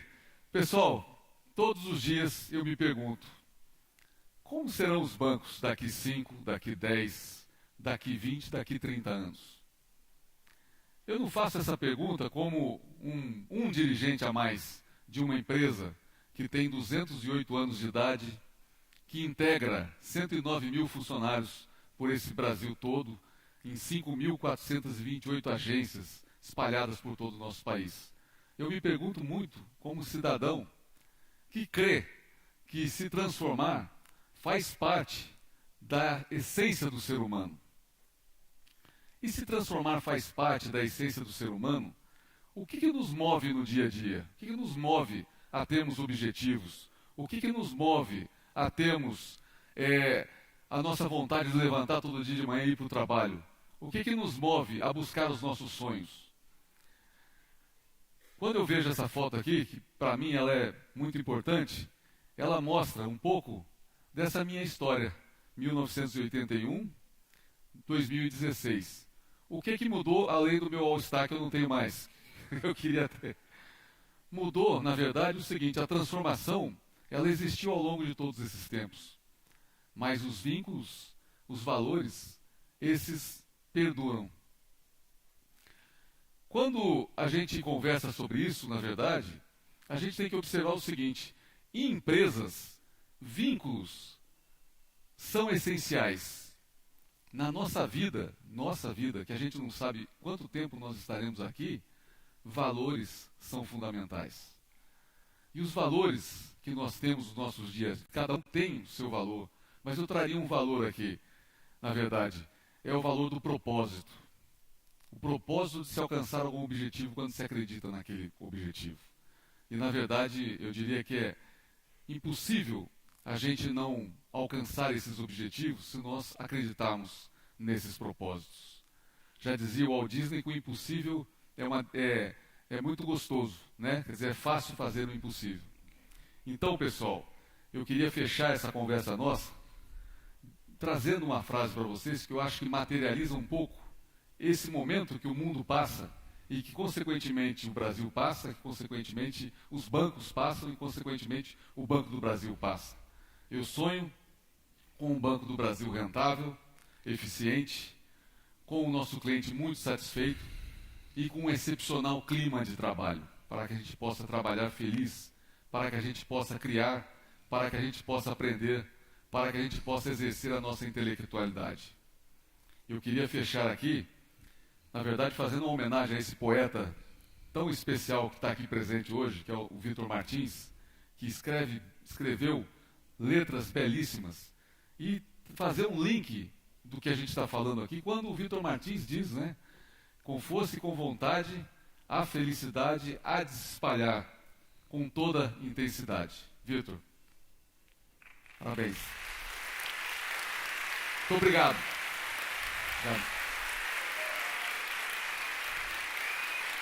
Valeu, gente.